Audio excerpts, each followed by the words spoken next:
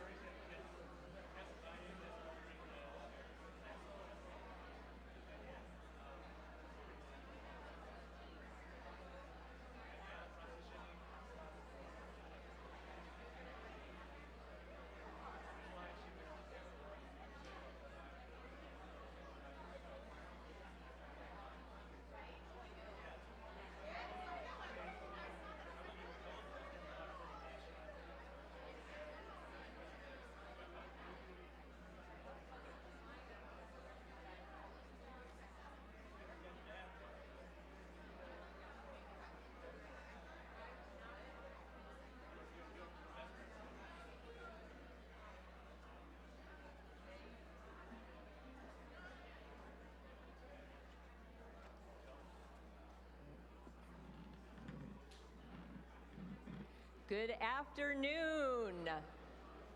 Hello and good afternoon. Hi, people in the back. Hello, thank you. So my name is Stacy Swearingen-White, and I am honored to serve as the Dean of the College of Urban Planning and Public Affairs here at UIC. So on behalf of CUPPA and our Institute for Policy and Civic Engagement, or IPSI, it's my great pleasure to welcome you here today for the annual Urban Forum and this really timely and important conversation we're going to have about public service in a changing America. Today, as you might imagine, is the culmination of a whole lot of hard work, many meetings, all kinds of discussions about how best to be in conversation about the public service sector and the recent upheavals that we've seen in that. If we take a longer view, I think what we're addressing here today is also very much an intersection of important conversations and debates that have spanned perhaps the last 250 years since the signing of the Declaration of Independence and the beginnings of our thus far resilient democracy. We can place public service squarely within the notion of government of the people, by the people, for the people, and we're the people. Coincidentally, today is also the 56th anniversary of the first Earth Day. So if no one has greeted you accordingly today, let me be the first to say Happy Earth Day. It was a public servant, Senator Gaylord Nelson of Wisconsin, who initiated this day of recognition and action on behalf of our vulnerable environmental systems. And in what bears resemblance to what we've seen recently in the US, the first Earth Day in 1970 brought millions of people to the streets to demand that we, the people, must have clean air, clean water, and healthy lands. And that activism led to a strengthening of the government institutions that protect our environment and also a host of public service roles to support that work. And that leads me to our land acknowledgement. which may seem an odd transition, but I hope you'll give me a chance to tie these ideas together. So in recent years, it's become almost standard to begin an event by acknowledging the traditional homelands of indigenous people who were here long before the Declaration of Independence or the first Earth Day, people whose core values include land stewardship. So Chicago, for example, sits on the homelands of the Council of the Three Fires, the Odawa, Ojibwe, and Potawatomi nations. And other tribes who have called this area home include the Miami, Ho-Chunk, Menominee, and Sac and Fox. As we have come to recognize, a land acknowledgement needs to be more than that. It should not simply be a nostalgic look or acknowledgement of what was, but also a recognition of what is and what could be. And of course, Indigenous people are still here. Chicago is home to one of the largest urban American Indian communities in the United States, and the Native community continues to contribute to events and activities that we all benefit from, such as at the Cook County Forest Preserve Trailside Museum, Native plant medicine experts share their knowledge with us. Here at UIC, we have a Native American support program which has been active in supporting Native students in higher education for 55 years. Another example here at UIC is the work of Dr. Rachel Haberlock, who many of you know, who leads the UIC Freshwater Lab, and through that work has developed relationships with tribes in the region who've been fighting to keep their water safe as different pipelines are encroaching. So how might we acknowledge and act on what these things mean for us now and in the future, and how might we do this in Chicago, a place where people from all over the world continue to come to work and live their lives? At the core of today's urban forum are people with important stories and histories, people with needs and aspirations, people who are public servants, and those on whose behalf our public servants work. So please use these brief comments and the important conversations we'll be having about public service in this forum today to consider what you may do to recognize and ensure through action that Indigenous peoples and their communities comprise a key part of the public that we seek to serve. CUPA will be working collaboratively with NASP on a speaker event that we're planning for next September, and I hope many of you will be able to attend that. Perhaps you'll think further about your own relationship with the environment and the land and the city and its Native people, and what you can do to strengthen or heal that. However you choose to commit yourself to the future, I trust that today's forum will provide you with new ways of thinking and of action. And it's now my great pleasure to introduce to you UIC's Chancellor, Dr. Mary-Lynn Miranda. Chancellor Miranda champions a vision centered on student success with a deep commitment to faculty excellence, transformative research, and innovation. Her leadership expands UIC's impact and deepens its engagement with the many wonderful communities that we proudly serve. Dr. Miranda is deeply committed to accelerating the social mobility of UIC students and advancing the university's mission to provide the broadest access to the highest levels of clinical research, educational research and clinical excellence. As she often reminds us, recruiting, retaining, and graduating students into the world with a sense of belonging and purpose is without a question the top priority for UIC. So please join me in welcoming Chancellor Mary-Lynn Miranda.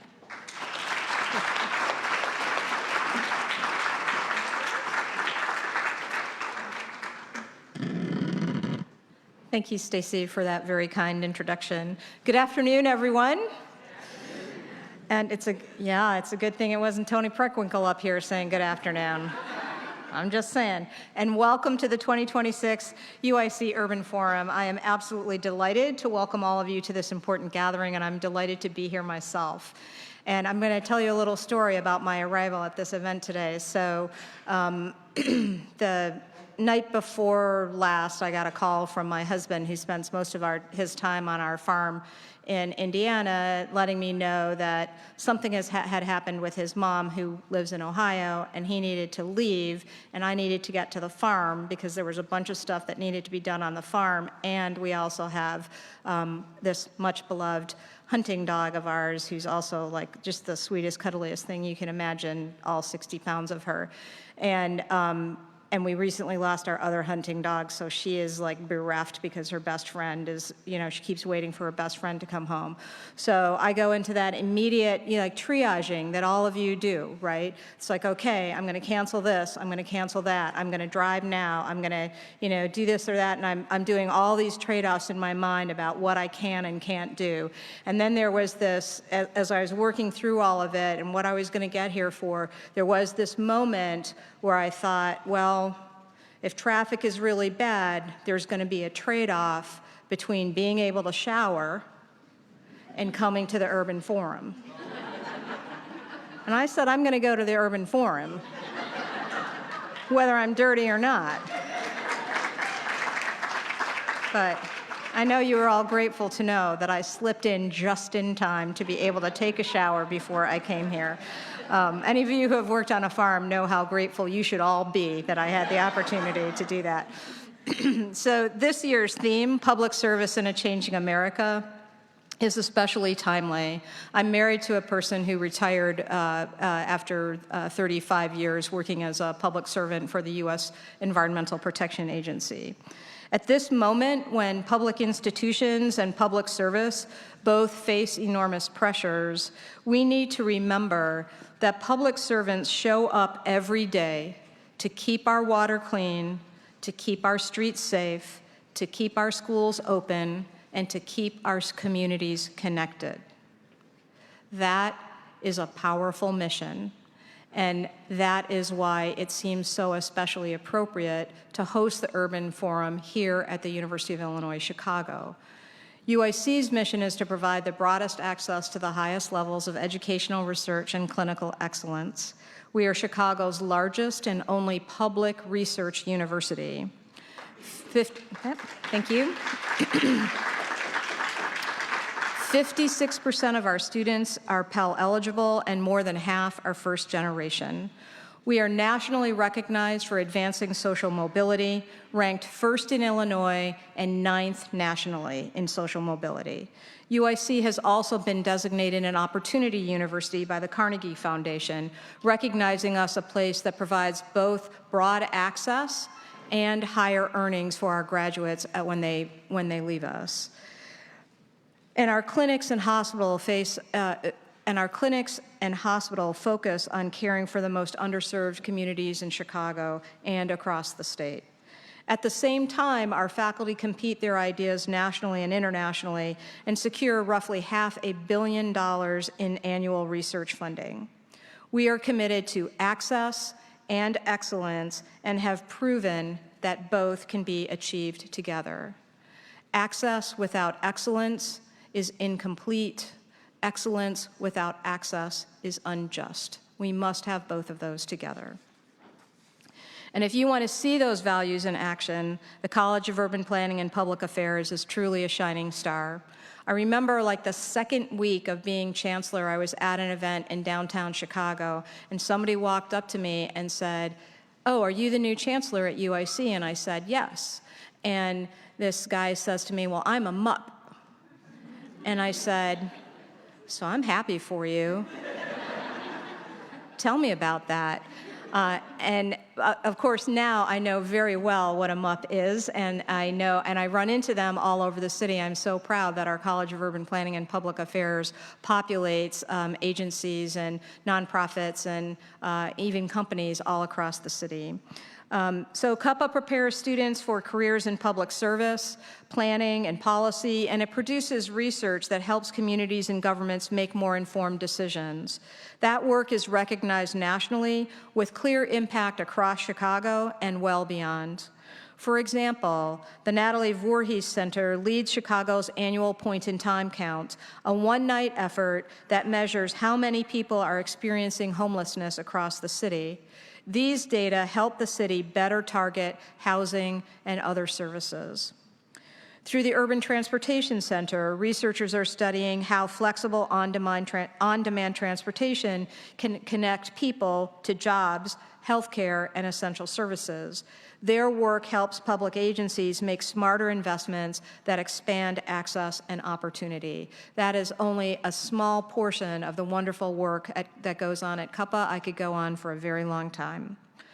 For over 30 years, the Urban Forum has brought together scholars, policymakers, community leaders, and practitioners to engage in evidence-based dialogue and move toward practical solutions. Today's program builds on that legacy. As we approach our nation's 250th anniversary and the community that has lived for so much longer on this land, this is a moment to reaffirm the importance of public service and the people who carry it forward every day. I am proud to co-chair this forum with Cook County Board President Tony Preckwinkle. President Preckwinkle, thank you for your leadership, your partnership, and your continued commitment to advancing equity and opportunity across our region. I want to thank our keynote speaker, Brian Whittaker, for bringing forward the voices and experiences that remind us why public service matters.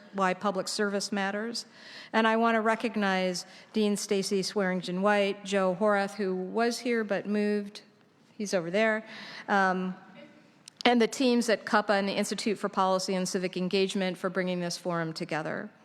Your work strengthens our university and our city. To everyone here today, thank you for the role you play in supporting our civic life. Welcome to the UIC Urban Forum.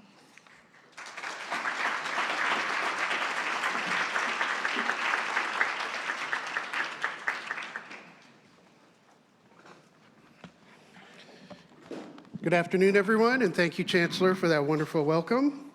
I am Joe Horath, as she just mentioned, Program Director for the Urban Forum. I'm also Director of the Institute for Policy and Civic Engagement. And I would add to Dean White and Chancellor Miranda's welcome to you to Urban Forum 2026. I, along with the planning team, develop the theme and work to plan the forum each year. We at the Institute for Policy and Civic Engagement sponsor Urban Forum, and it's one of the many efforts that we support that bring people together in public discourse on urban issues, policy issues, both here in Chicago and nationally. And when we were planning this event a year ago, we thought about what would be the best way to have a conversation about the nature and importance of public service. Think about what was happening a year ago. People remember Doge. People remember government folks losing their jobs, being asked to justify their existence, their employment in an email. We thought about how we could have an open conversation about what public service means and confront this trend. And two questions came to mind. What does public service mean for a healthy democracy? And how can and should we best support those currently in public service and its next generation of committed professionals? So those questions and all of the issues that surround them form the basis and foundation of our conversation today, including the two panels and the keynote speaker you're going to hear, and the lightning forum talks at the end of the program. So we have invited a wonderful group of panelists for what looks to be a great discussion. We'll start with the first panel, Public Service in a Healthy Democracy. This panel will be moderated by Deanna Schaas, Director of Communications and Outreach, Office of Inspector General. And I am going to turn it over to Deanna and the other panelists who will be introduced as the panel gets underway. Deanna?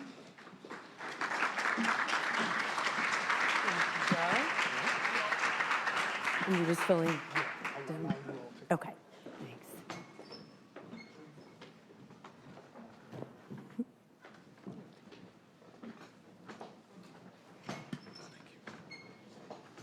Fantastic. Thank you so much, Joe. Thank you, everyone. We're really all delighted to be here. And again, so this first panel, we are going to explore what it means to work in public service in the current times, and then how effective public service helps promote a healthy democracy. So I'm delighted to be the one to welcome the panelists here. First, we have Claire Saul-Duquet, who is the State Director for the U.S. Senator Richard J. Durbin. We have Renee Leyva, who is President-elect for the Illinois Library Association. And finally, Rebecca Scheinfeld, who is the CEO and president of the Civic Consulting Alliance. Good afternoon. So real quick, before we dive into questions, I am curious, in terms of everyone who's here today, how many people currently work in public service or not-for-profit work? Okay, excellent. And who is maybe a student or someone who's considering public service work? Nice, yeah. And of course I have to ask, and who heard there was lunch or is supporting a friend? Oh, there you go. Well, great. We've got so much to talk about, and you're going to learn more about our panelists as we dive in. So I'm going to go with the first question, because oftentimes with public service, there's a real passion in terms of why you do it. I know for me, I'd love to be able to create collaborations between community and government agencies. And I would say, if anyone's seen the dinosaur in Terminal 1 at O'Hare? Yeah. So that was me. I got him through security. And that's a fun way. I like the big excitement of what you can do in public service. But I'm gonna start right in the middle with Renee. So what do you like best about working in public service, and what does it mean to you to work in public service? Well, one of the things that I love about working in public service is the fact that you get to learn about others.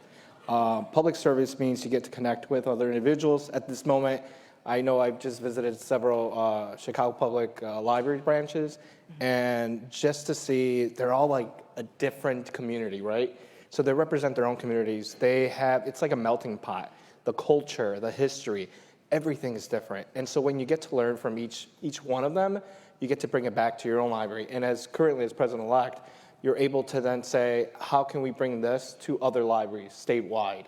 CPL especially has done so many great things.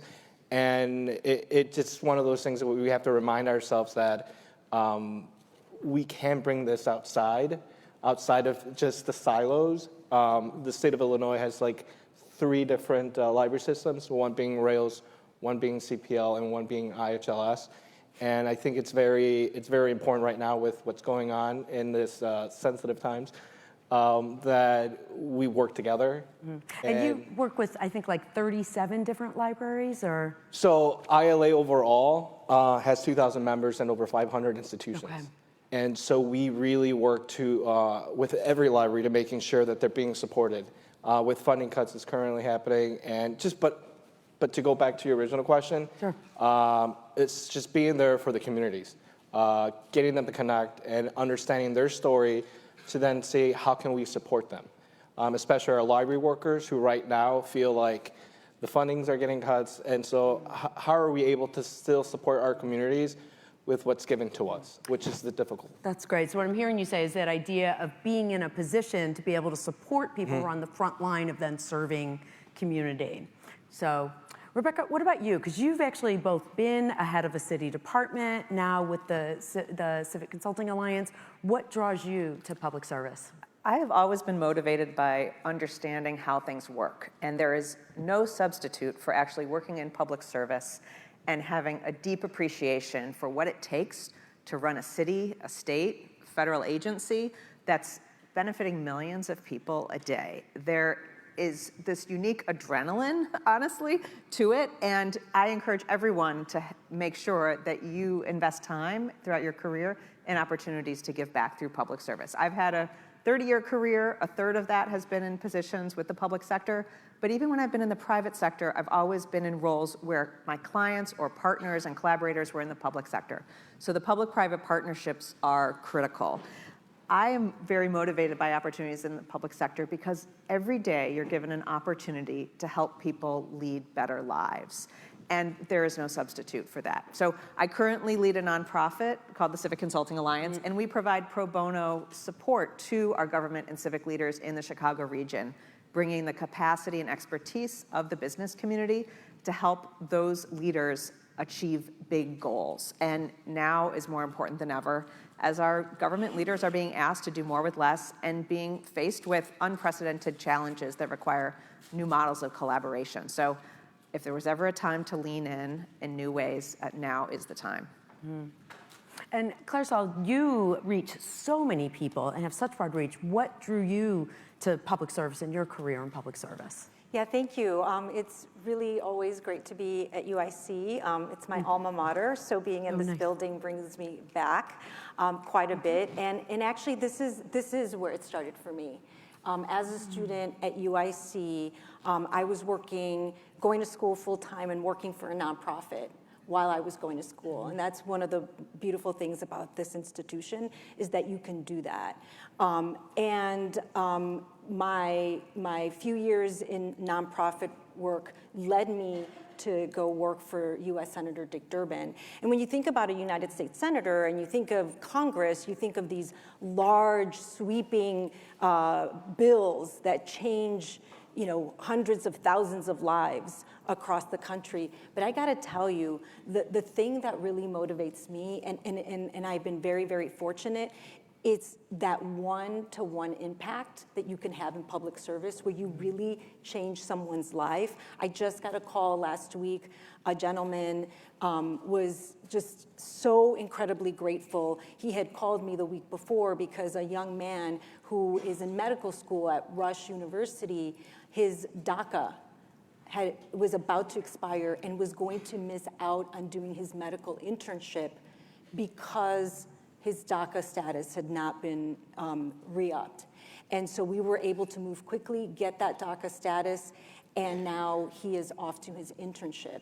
And for that person, their life is forever changed because they can continue. And so those are the moments, and again, I've been very fortunate that over the course of 27 years of working for Senator Durbin, I've had many, many moments over and over again when I know that the work that we did changed someone's life. So what I'm hearing across everybody is the idea of there's that ability to have broad reach to lots of people, but it's those individual personal experiences where you can actually make someone's life better. That does it. And actually for the panelists, I will say all of them, not only do they work in public service, they're also on it.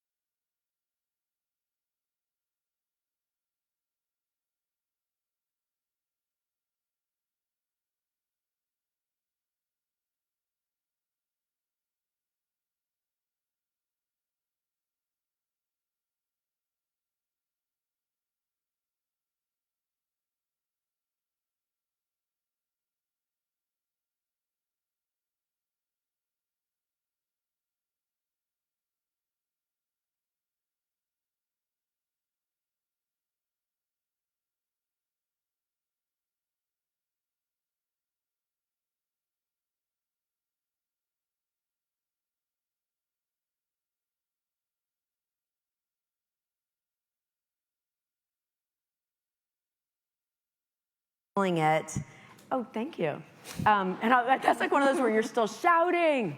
I'm actually going to start with Rebecca on this one because you work with a variety of organizations. I'm also curious from your experience, but also what trends you might be seeing. Sure. So, as you noted, we work with the city, the county, the state. We work in areas of economic vitality, education, safety and justice, and health. So we have insight into a lot of these demands that government leaders are faced with in the moment. I would say, the theme is the federal government is no longer a reliable partner.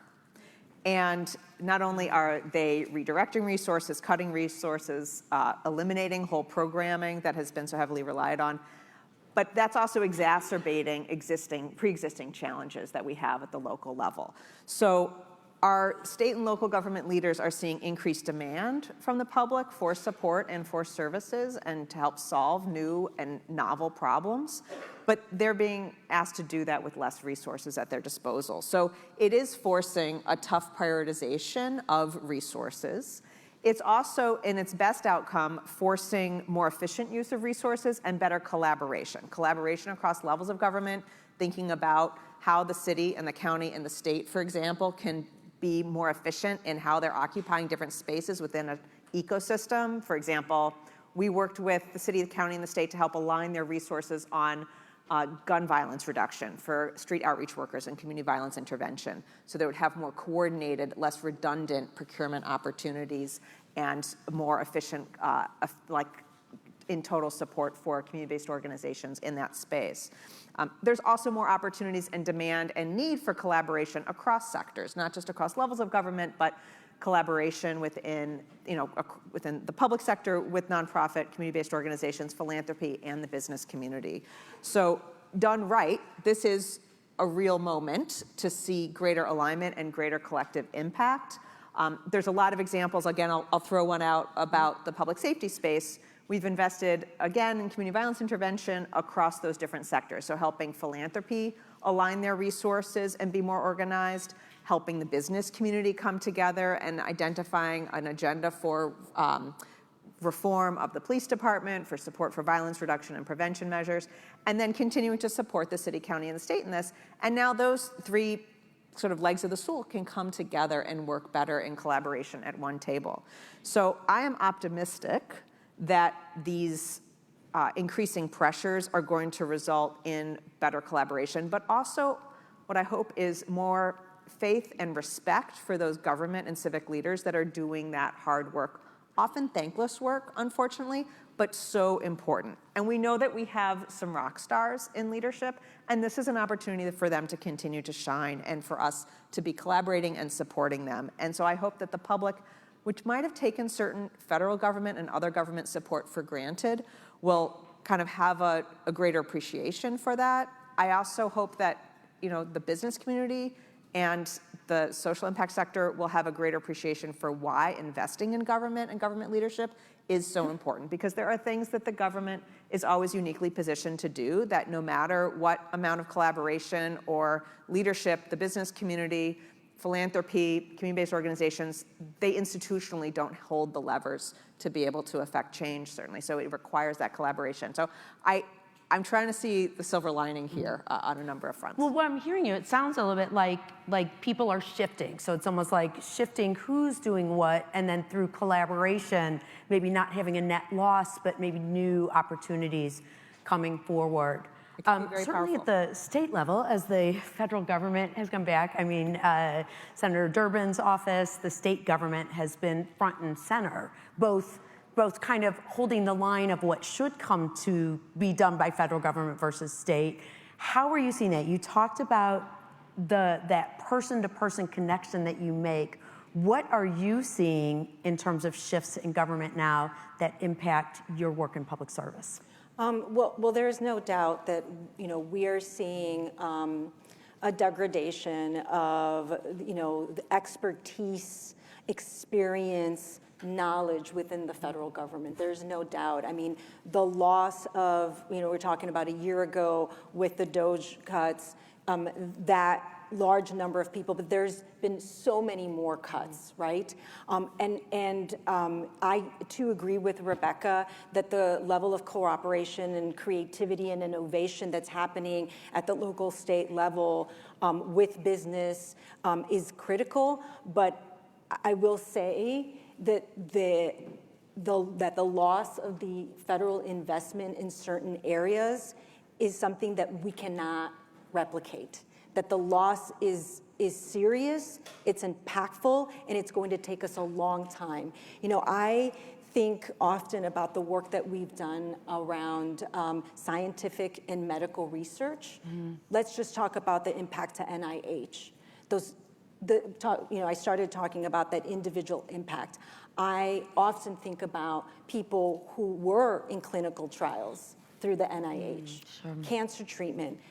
This may have been the only way for them to have a chance to extend their life. And they've lost that opportunity. That is real, right? That's a real impact. And so we know that there is a significant mistrust in our institutions, our democratic institutions, and I think that the federal government in and of itself is going to take a very long time, and I think from the perspective of an elected official, as I work for U.S. Senator Dick Durbin, the work that elected officials are going to have to do in the years to come is going to be pretty significant in reestablishing that trust.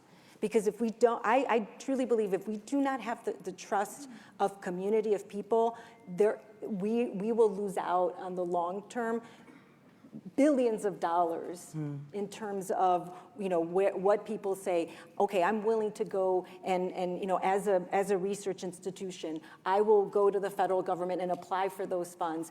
Right now, it really feels a little bleak, but I have confidence in a lot of the anchor institutions, like universities, like hospitals in our community, to hold on to the work that's been done, and hopefully we'll start seeing that change soon. Which again, sort of anchoring or echoing what Rebecca was saying, this idea of working with institutions, having government infrastructure in place to be able to really leverage and really sort of exponentially draw from what local institutions or universities and things can do is really important. Having said that, I still believe in public service, and I believe in the federal government. I've always said, for as long as I've served Senator Durbin, that we have programs like AmeriCorps that are so important. Sure. People are in communities giving back. I believe more now than ever, and I've been preaching this for a long time, that every single person should do at least 1 year in public service, sure. in their lifetime. That is something. Thank you. So, well, and it's good that you said the arc of our conversation. So just so you know, the arc of our conversation is starting. That's why we purposely started with just this passion that, like, you have to do it. Like, that's sometimes it comes within this passion of doing public service. The theme of the conference, the idea of a changing America. So we're in that part. We're talking about what the changes are, and then we are actually circling back to the hope and why it's more important now than ever for democracy. So, Renee, do you want to share? So, are you feeling a changing? Has your work changed in terms of what government is like now, or are you finding that what you do, kind of, you're staying the course? Before I answer that question, I think we also have to realize like how fortunate we are that we live in Illinois. We truly support public service. The amount of organizations, the amount of services that we're able to get that other states down south are not able to, they don't offer it to their own. It's just unfathomable. Some people don't understand. It's as much as taxes we pay, those taxes are being represented by the services that we're being provided. So we're very fortunate about that. Now, regarding libraries, one of the biggest concerns right now is the continued push to dismantle the Institute of Museum and Library Services. It's the only federal agency dedicated to solely funding libraries. So what's interesting is when the federal government's deciding you don't matter, it's sometimes you just want to say, but we're only about 0.003% to 0.0046% of the federal budget. It's a fraction of a fraction that libraries and museums get from the federal government. And sometimes you stand back and say, what? I'm like, we only get this much, and it really does affect us in this state. At the local level, losing that kind of support would directly impact the progress of our library systems that are making the services like delivery that our libraries and communities rely on every day. So we're very fortunate that we have a lot of fighters. One of them being our state attorney, Kwame Raoul. They've been doing phenomenal in making sure that they win their battles. And those small little battles are just pumping up and going up from there.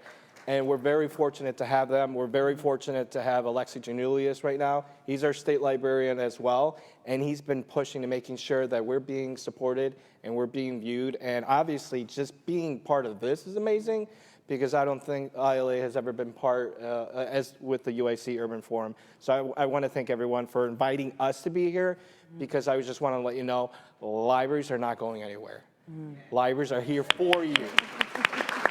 You are part of that community. Everyone here is part of that community. We do not judge. You could be left or right, it doesn't matter. The goal for us is we have the answers for you, the solution. What more can we provide? I hunger for a really good question or a query. The thing that I think that wakes me, that I'm passionate about is the fact that I know that I can wake up in the morning and realize that I did good. That as a human being, we're doing some good in this world, that I can say to my children that their father is proud to be a librarian and to be an advocate and to work in public service. Well, and that's a good segue, because what you said, there's a few things here that lead into our question about public service and democracy. One is, I always believe there's no such thing as they. You know, people sometimes like to go, oh, well, they did this. And you're like, no, Kwame Raoul did this, or Senator Durbin did this, or people make decisions. Individuals are making decisions. That's what makes change in government. And Renee, as you said, and it starts with you, like just because things change around you, it doesn't change your heart or your commitment to what you want to do, which is a very hopeful way to go into our last question, which is, why is public service so critical for a healthy democracy?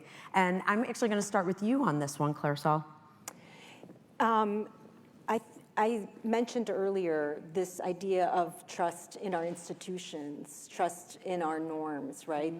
And so much of that has been shaken, and I do think that it's such a unique moment in time as we are celebrating 250 years of the founding of our nation. And I have to say that I had been feeling a little down about it. And then I was very privileged last week to sit in on the Lincoln Library, the Lincoln Prize. And Ken Burns was the recipient of that. And it was sort of like right in the nick of time for me personally to hear from someone like the esteemed documentarian Ken Burns. And I've now started to rewatch The American Revolution, thanks to him. And, he basically put it back on me, put it back on us, that it really, really starts with we, the people. And it is about us. And I know I believe in public service. I believe that public service is there to have an equitable distribution of services and access to the public good. And I have had the privilege of working for a public servant who believes in that at its core. And I have worked with people over 27 years that I marvel at their knowledge, their experience, their dedication. So if I believe in that, I recognize that I can't take a step back, that in fact I need to take a bigger step forward in public service and saying, no, I believe in it. It is my country. So it is incumbent upon me and the people around me to step up. And I have to say, being out there at the King's rallies has been so encouraging to me in so many other ways.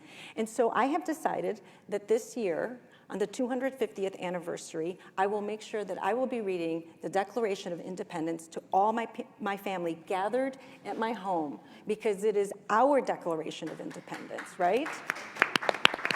So I really do feel hopeful. I also feel very hopeful for the upcoming midterm elections. So it's not just hope, wishful thinking. It's active work, active participation. There's two things that you're saying that are so wonderful. One is the idea that you feel that compelling, like you can't wait and assume that someone else will do it. No. Like you can't wait and go, someone else they will take care of it, because there's no such thing as they. And the other thing is, I love it, like, the idea that you can even little things, like what can you do within your power? Maybe I can't move that huge rock, but I can gather my family and read them the Declaration of Independence, So let's just go down the line this one. Thank you. Renee, what's your thoughts on that? Why is public service? How are we saving democracy with our public service? Well, I feel like an investment in education, like UIC, is an investment in democracy and an investment in our future of our communities. It's essential. And just to add on to what you just stated, it is not a bad thing to love this country. It is not a bad thing to love the flag. I, as a person who naturalized 2012, I was an immigrant coming into this country. And I'm very proud, and I was very proud to have been able to be part of the re-election of President Barack Obama. And it's for me personally that even right now in my own library, I'm raising the flag of America 250. We're making sure we're covering the history of the American flag. One party should not decide how we treat our country and how we view our country.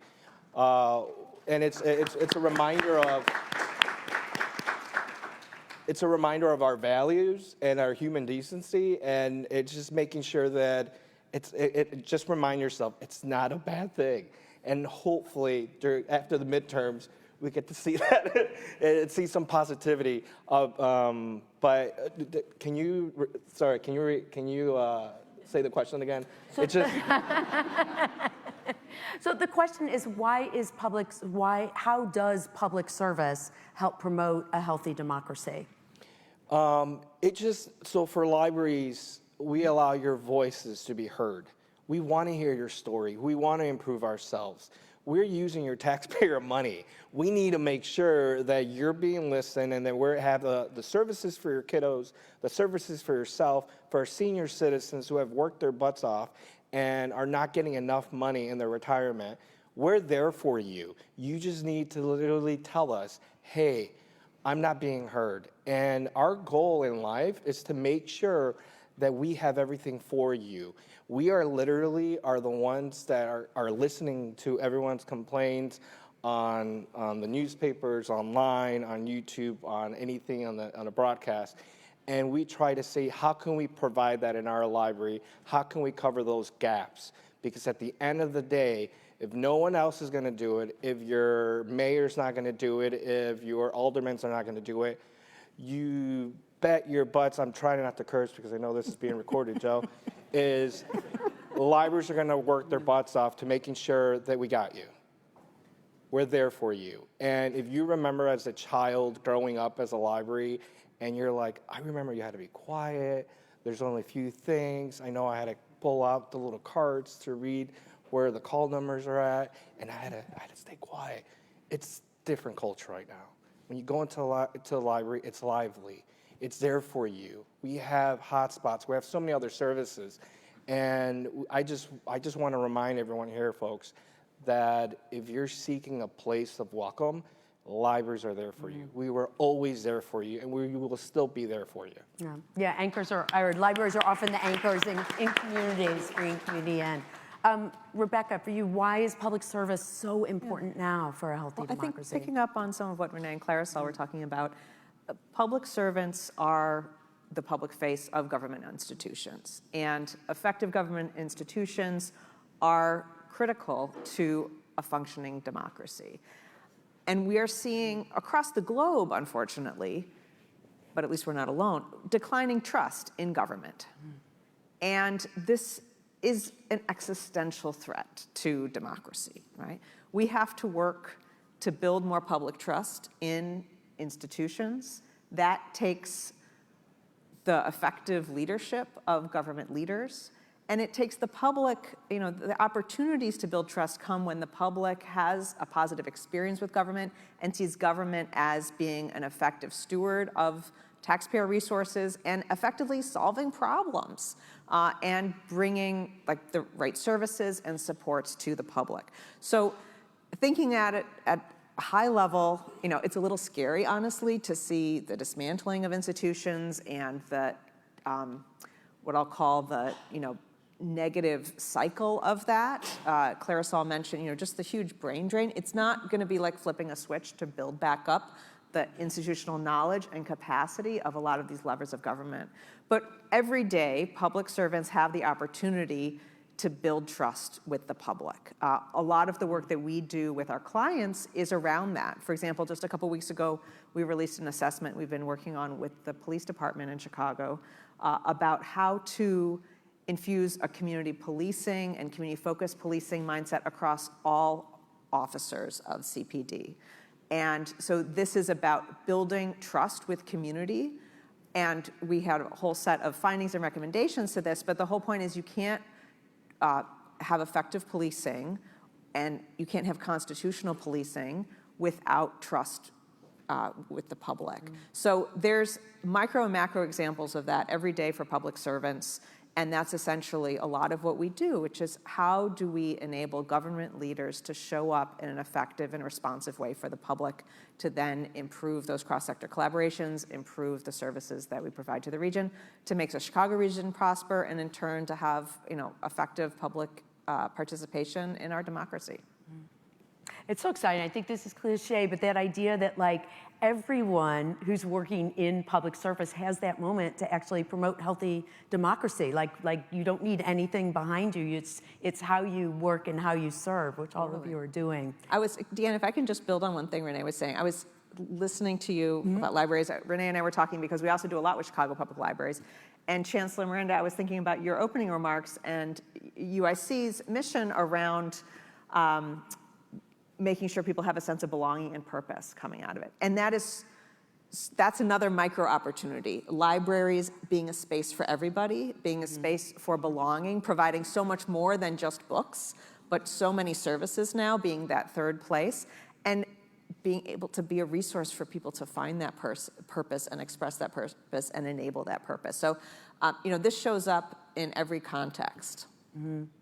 So thank you, and actually that was a good segue because we want to take a minute. We do want to ask if there's questions from everyone who's here in the audience. Before we do it, just as you did, you've been listening to each other now. I've had the pleasure of being able to go, oh yeah. But what has it inspired? Do you have questions for each other before we open it up to the audience? So I just wanted to say, we've had, at Senator Durbin's office, we've had such a wonderful, unique relationship with the Civic Consulting Alliance. And Rebecca, I've now heard you speak about, public safety and reduction in violence. But think about that sort of massive issue of violence, right? And that's taken on another sort of dimension with, the leadership in Washington. But, in 2018, Senator Durbin and I were going from one hospital to another hospital, just doing visits with the leadership. And every hospital was doing something slightly different to address public safety and understanding that there was an issue with health equity. And we decided to bring the CEOs of the 10 largest hospitals in Chicago in one room to have a conversation about what was happening in Chicago around violence. And we partnered with the Civic Consulting Alliance then. And this was, Senator Durbin could have said, I'm going to go back to Washington, I'm going to try and pass a law, or I'm going to mandate something for the city of Chicago to do because we need to address violence. Instead, we worked with those 10 CEOs, with the Chicago Crime Lab out of the University of Chicago, Civic Consulting Alliance, and in a matter of less than 1 year, we came up with something called the Chicago HEAL Initiative. And the hospitals self-selected, and we came up with 16 goals to meet over the course of 3 years to reduce violence in Chicago and improve health among people on the South and West Side. No government mandate, no funding that came with it, but a desire for people to come around at a table and say, we're going to approach this and come up with real solutions. That's the power of public service. When people in positions of leadership sit down and say, I don't come with all the solutions, I'm going to be humble and understand that other people have better ideas than I do, but I know that I can bring you together to the table and come up. And I'm very proud to say that the senator had said, I don't want this forever goal. I want it to be time boxed. 3 years, we're going to try and get some goals. We're going to try and get this done. We extended for an additional 3 years. We're about to wrap up and come up with our sixth year report. But the amount of hiring that has been done by the hospitals on the south and west side, the number of businesses that have benefited because of the increased procurement in those communities, it's been phenomenal. And again, this is, Rebecca and I have not really worked together recently, but that is the legacy of the Civic Consulting Alliance and Senator Durbin. And again, that's public service at its best. Well, and it's also what you all are saying, which is I'm feeling so hopeful and so excited, because it's also the idea that when you're in positions of public service, sometimes people don't know what to do to help. These 12 hospitals, like it's bringing them together, it's convening the group, asking the question. People want to be able to do good, but maybe don't know how. So the idea of creating these spaces where individuals can grow and thrive and engage with each other, government convening groups to solve, societal problems, expert consultants and platforms that can do the studies and the research, because you can't say, well, I just felt like it was a problem. No, people want to know that there's facts and things behind it. So just so much power that being in public service brings to change and bring good to the world. What questions, we have just under 10 minutes left, what questions do you have for any of the panels? Anybody? Yes. Oh, do we have a mic? Okay.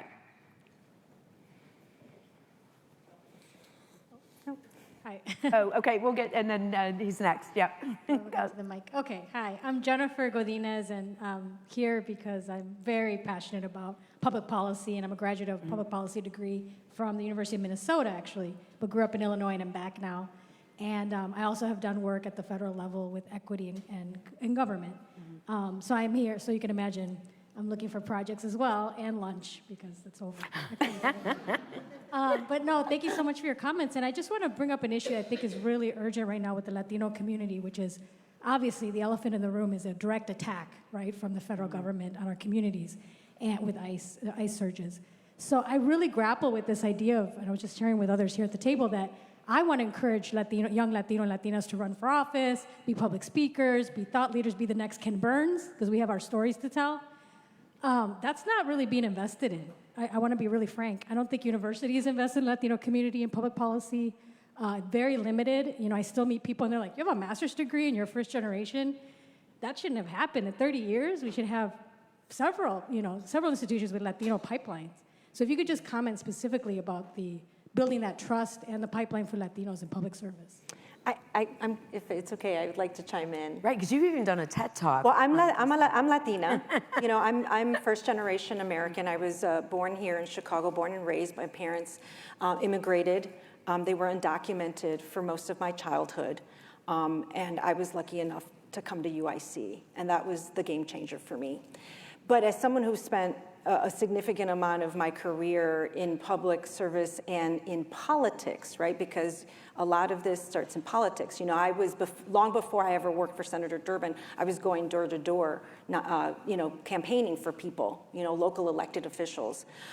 And I have to say the thing that I probably love most about public service is how democratic it is. Senator Durbin often says, you want to get into public service, you want to get into politics, go show up to your nearest campaign, and maybe the job that they're going to give you, and I often say this to the youngest people, like middle schoolers, high schoolers, maybe they're going to have you pick up the pizza boxes and throw them out in the back. That's your job, to pick up the trash.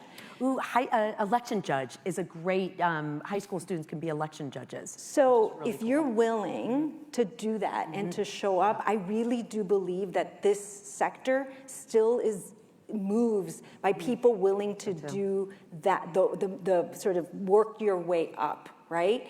I always sort of laugh now in hindsight. I was 27 years old when I became Senator Durbin's Chicago director. I'm his state director, so I oversee his entire state offices. But I was 27. I was a little director, is what I call myself. But it was because I was willing to show up and to do all the things, right? And I genuinely believe showing up. So I often encourage young people to intern at your local elected officials, local, state. And I agree, the Latino community right now is facing something that I never thought in my lifetime. You know, I had learned, I knew what it was, I know what it's like, you know, to be the child of an undocumented immigrant. I know our history of this country and how we have made it very difficult for the most recent wave of immigrants. But to know that I could be walking down the street and because I'm speaking Spanish, that I could be stopped, that is something that I never thought. But again, going back to what I say, I think we need to keep encouraging people to show up, to do the internships, to try and work towards those jobs. And we have to get involved in politics. Yeah. We have to campaign. We have to do that. If we want to change the outcome of elections, we have to show up. You have to be the one to get up and do it. Yeah, thank you so much for that. We have time. I do want to make sure I want to get the gentleman in the back, and then if we have time, we'll do one last one. Hi, thanks. I'm David Merriman. I'm a faculty member here. I have a question for Renee, because I think libraries are really important institutions. I think it's really interesting. This is a very diverse state. It's politically diverse and diverse in lots of different ways. I just wonder could you talk a little bit about the extent to which the vision of libraries is the same across the state? I'm thinking more in downstate areas versus upstate areas. And how do they work together, and do they have really a consistent view of the role of libraries and the role of libraries in democracy? Mm-hmm. And Renee, noting that we have about 3 minutes, so this is going to be your challenge for that top line. What's the big picture version of that? I don't know. No. All right, wait, thank you. And we have one more question. Thank you so much for asking that question, and it's a really good one. I am the executive director of the Foster Ridge Public Library District. It's in Braidwood. It's all rural and small. I represent 10 different communities in 3 different counties. You can imagine the paperwork that I have to submit. 93% Caucasian, 2% Hispanic, and 3% African American. Not diverse at all. I was actually surprised that they hired me to be director of that library. But you know what, though, at the end of the day, is you're representative of your own community. So my goal and my other colleagues is, how do we enhance our libraries? How do we able to introduce culture without it being too much up front to your face? At the end of the day is, like I said, Chicago is a very good representation of the melting pot of culture, of really learning about each other, even though you're not from the same country or not speaking the same language. We bring that a little bit down south. It's not easy. It's difficult because at the end of the day, it's the taxpayers are paying their taxes, and you really have to represent those taxpayers. Because at the end of the day is, as much as I'm earning a paycheck and I'm doing these great things, they're the ones paying me. So I need to make sure that I increase diversity without being too upfront. I increase their knowledge by offering all the services and all the items for them and allow them to choose. My job is not to have an agenda. My job is to produce all those services for them and allow them to decide where they want to go to. At the end of the day, is knowledge is power. Knowledge is key. Knowledge will move us forward. It sounds like, thank you so much for that. And really what I'm hearing, the 2 big themes that are so important is, one is show up. Like if you see, be the change you want to see in the world. You know, go and show up. And then create those opportunities for other people. And that, I think, has always been the heart of a healthy democracy. And that doesn't change. No matter how the world changes, you still have that power within you. I am sorry that we're not getting to all the questions, but thank you all so much for being just an absolutely wonderful and engaged audience. And thank you to our panelists. Thank you to you. For having us. Nice pleasure.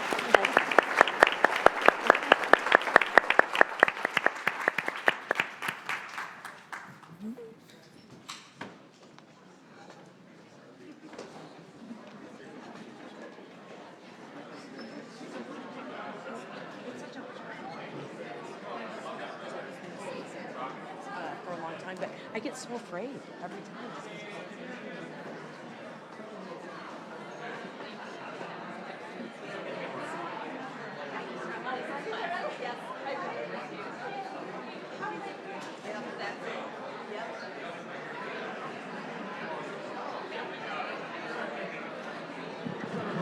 If we could, let's have another round of applause for that outstanding panel. That was very inspiring. I'm going to assume the chatter in the room is all of you figuring out new ideas for showing up and strengthening our democracy. But let's go ahead and transition, if we can, to our keynote speaker. So I'm very honored and excited to introduce today's keynote speaker, Brian Whittaker. Okay, I'm about to do the parent thing. If you can hear my voice, clap once. If you can hear my voice, clap twice. If you can hear my voice, clap 3 times. Thank you. Okay, so I'm honored and excited to introduce today's keynote speaker, Brian Whittaker. Brian is the founder and executive director of Humans of Public Service. If you have not checked out HOPS, I strongly encourage you to do so. You will not be disappointed. Brian is also a Bloomberg Public Innovation Fellow with the Bloomberg Center for Public Innovation at Johns Hopkins University. An Afro-Latino tech leader, Brian grew up watching his family members serve as teacher, a nurse, a police officer, and eventually he found his own way into public service after starting his career in the private sector. Within the federal government, Brian led 18F, a digital services agency within the GSA and the Federal Centers of Excellence. There, he used technology to make government services more equitable and accessible, working on everything from streamlining farm loan applications to revamping how civil rights claims are submitted and processed. He later served as Chief Innovation Officer at the FDIC, where he built the agency's innovation office and guided its exploration of emerging technologies. Today, and this is very fitting, having heard the comments of our previous panel, today Brian's focus is on a different kind of infrastructure, trust. Through Humans of Public Service, he's documented public servants across 34 states, building a community of nearly 10,000 people who see government differently, as a place filled with people worth knowing. And Brian himself is clearly a person worth knowing, and we're very fortunate to have him here today. Please join me in welcoming Brian Whittaker.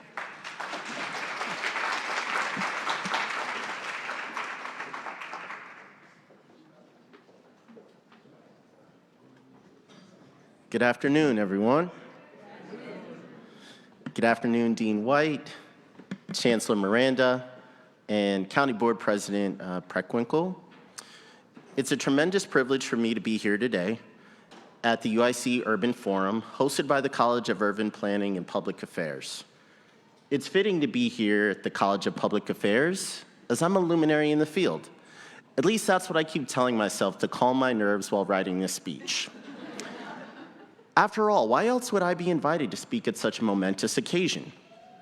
I have the privilege of joining the ranks of other notable figures to address this gathering, including, a variety of state leaders, county leaders as well. Therefore, the logic would indicate that I, too, could be a notable figure. Well, I'll let you in on a little secret. I'm not. I'm a person just like all of you. I'm a son, a husband, a dad, a former public servant, and a nonprofit leader. Like many of you, I care deeply about my community. I'm passionate about the role of public service, and I'm eternally optimistic about the good that comes from a dedicated group of people willing to undertake the often thankless, historically underpaid, and almost always overwhelming work of public service. I built my life working in government, trying to do the right things for the right reasons. And now, with my nonprofit, Humans of Public Service, I'm building a platform to uplift and celebrate those who continue the work of serving. So while I might not hold high public office, I've walked the hollow halls of the White House. I might not be a household name, but I've worked to ensure that those whose names will never be known are cared for by their government. I might not be a billionaire, at least not yet, but I've worked to make sure billions reach the most vulnerable, the most unseen, and the most underserved. And like the public servants who have come before and those who will follow, my success isn't measured by my title, follower count, or bank account balance. It's measured in the real impact I've had on everyday people. I stand before you today not as one who has all the answers or as someone proclaiming my newly discovered wisdom. I'm here with you as someone who is enthusiastic about what we can do to make the world a better place.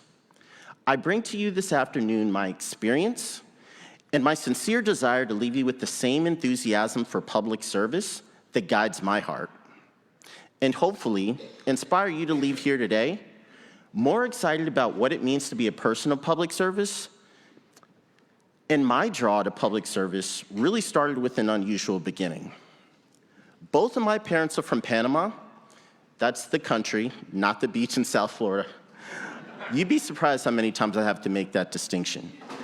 As an immigrant to the United States, my parents had to work really hard to assimilate into a new country, a new culture, and build their version of the American dream for our family. Both of them wound their way into public service. I have 3 sisters. On the salaries of public servants, my parents raised our family of 6 to embrace the values inherent in service. It wasn't that we talked about it at the dining room table. It was evident in how they lived their lives. I could see the dedication that they put into their work and our family. They'd come here for a better life, and in doing so, they committed themselves to building a better life for others. It should be no surprise then that I'm a brother of a nurse, a teacher, and a police officer.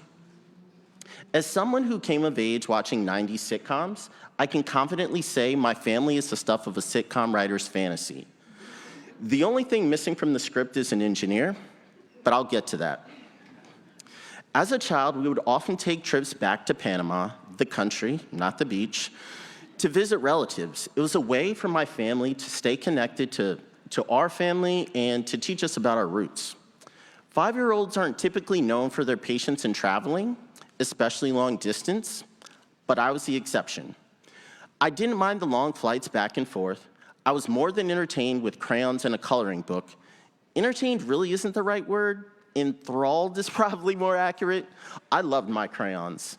The worlds I could create, the fantasies I could bring to life. The magic, intoxicating aroma of those crayons still bring me joy to this day. On one trip, we visited an old family friend who had a child of a similar age as mine. I may have been only 5 or 6, but I had the keen sense of any child protecting a treasured item.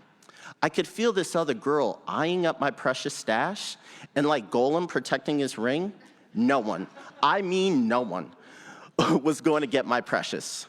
So you can imagine the horror that I experienced when my parents asked me to leave my crayons behind for this other girl. I didn't know this girl. What mad conspiracy was this to deprive me of my precious? Why were we giving her my things? I was too young to understand poverty. I was too young to understand the virtue of giving. And I was far too young to understand the complex feelings her parents must have felt in that moment. It would only be years later that I would reflect on this moment, older and wiser. I'd understand how much we had in comparison. And I would internalize what this small sacrifice on my part meant to a family who was trying to do so much with so little. Giving these crayons to another was my first lesson in service. In her book, The Serviceberry, Robin Wall Kimmerer discusses the cycles of abundance and prosperity. Giving in times of abundance leads to reciprocity in time of need. While I might have been, a bit grumpy on the flight back, donating my crayons would be a seed that would flourish into my present sense of gratitude, and even my desire to give freely, and even carelessly whenever I can. I didn't know it at the time, but in that moment, my life would be forever altered by the knowledge that sometimes it's necessary to leave one's crayons behind. It'd be great to draw a bright, colorful line from that story to my career in public service. It would make for an excellent through line in this speech. But I'm a first-generation American, a child of immigrants. This meant I had 3 and only 3 career choices: doctor, lawyer, or engineer. I chose the latter. I'm good at math, at least good enough to get into the Rochester Institute of Technology. Go Tigers. Anyone? No. Okay, all right. And like a lot of first-gen college students, I racked up a lot of student debt. As much as I love ramen noodles, I needed to find a job that could pay the bills. I landed at a small aerospace company called Lockheed Martin. You might be familiar with them. It was a good job, and while my bank account was happy, happier my soul was not. The job I was doing was in service to my needs, not in service to the needs of communities. It was a dramatic juxtaposition to the way I'd been raised. And while the work was fun and challenging, I needed more. I spent my free time volunteering, a lot of volunteering. I saw firsthand, beyond my family experience, that the people who are often giving the most to their communities are often the least paid. It was an important lesson then, and one that I've never let go of. I spent a lot of time thinking about ways to make that different. Public service could not only be a calling, but also one that paid well. A career that recognized the value of people and the work they were doing. I wanted to be one of those people. I wanted to do work that mattered, and I still had a lot of debt to pay off. When the opportunity to work for the federal government came my way, I leapt at the chance. Here was the pathway I was looking for: a career in service, a decent salary, and the opportunity to do important work at scale. We like our 3-letter abbreviations in government. Just 3 little letters can be so evocative, filled with mystery and lore. You've got the FBI, NSA, CIA, DIA. These 3 letters conjure all sorts of images of clandestine activities and secret missions. I joined the agency with perhaps the best acronym in the entire government: the GSA. That's right, don't sleep on the General Services Administration. It's in the name. We service the federal government.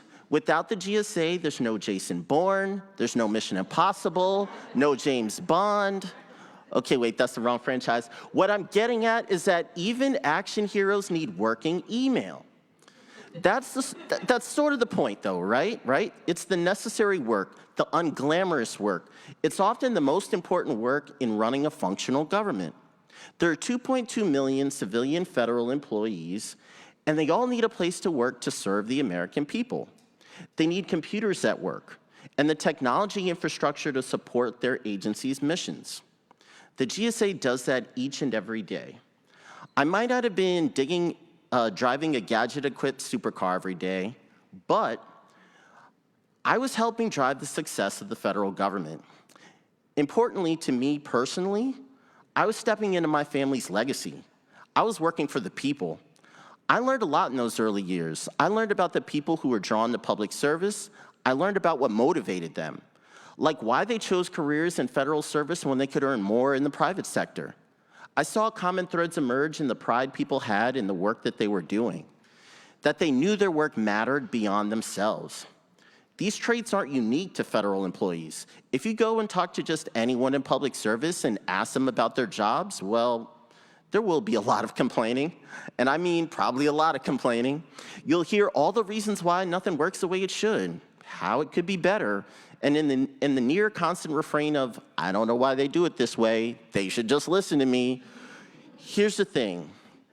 When you go one layer deeper, just one layer, and ask anyone why they're still there, despite all the terrible things, almost to a person, they will tell you that they love the work because their job matters. It matters. That's soul-level stuff. It speaks to what a true calling public service is, and here's what doesn't get said enough. A healthy democracy doesn't just benefit from people who feel that calling, it depends on them. When someone shows up to government because they genuinely want to serve, they bring something no policy can manufacture. They bring commitment to the people that they work for. The commitment is what keeps institutions honest. You know, it's not necessarily the information that is put on marketing campaigns or slogans. It really comes from the daily, unglamorous, often invisible acts of people who believe their work matters beyond themselves. That belief is connective tissue of democracy. Without it, the whole thing starts to fray. And we desperately need more people to answer that call. The Partnership for Public Service is a nonprofit that works for a more effective federal government.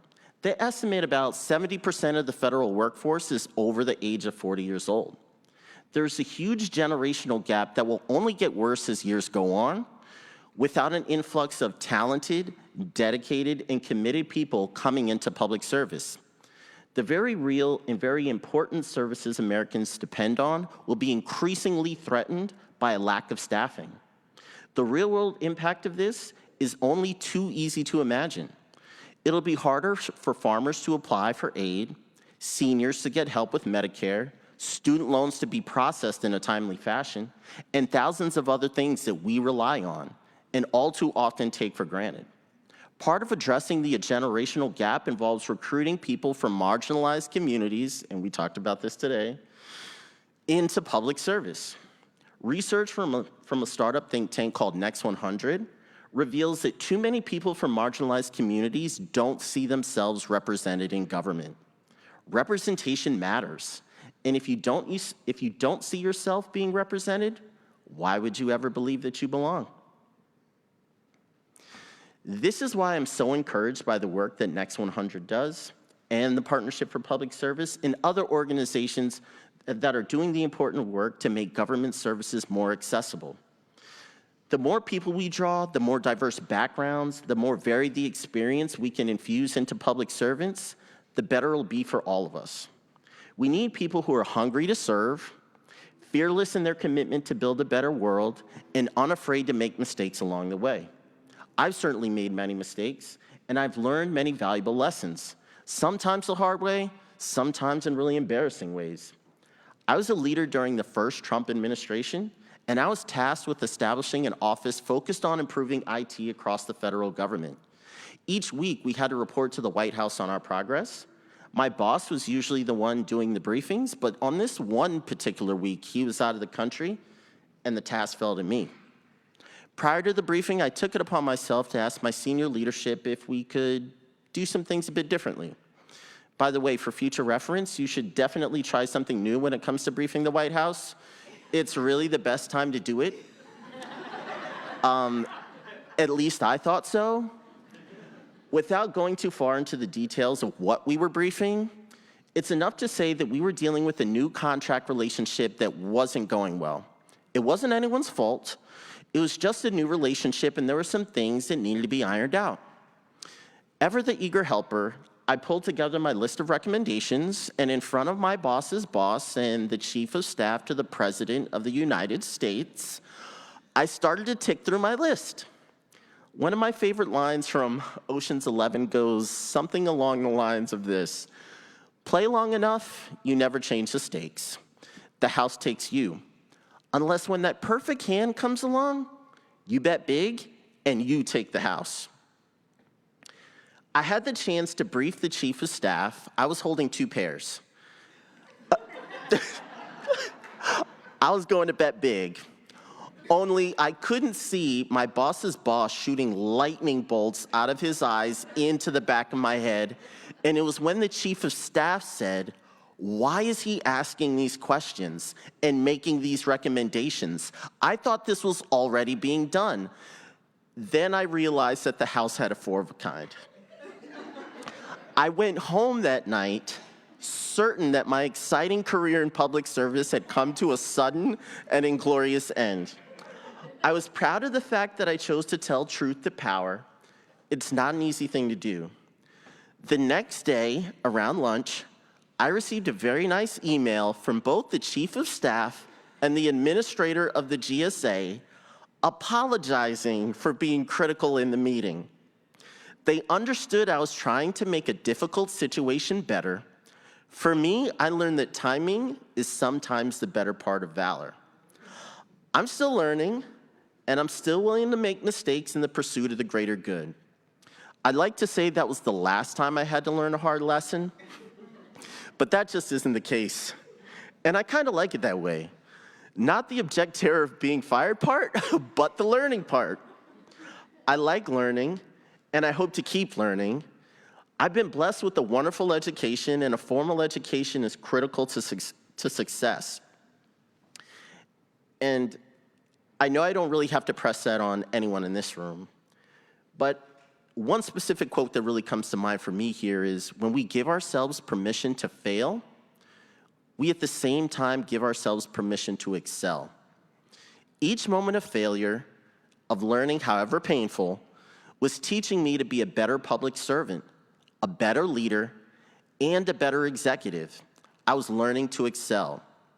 Most important to me was learning about the incredible people I worked with, who they are, what motivates them, what inspires them, how wonderfully dedicated they are to public service.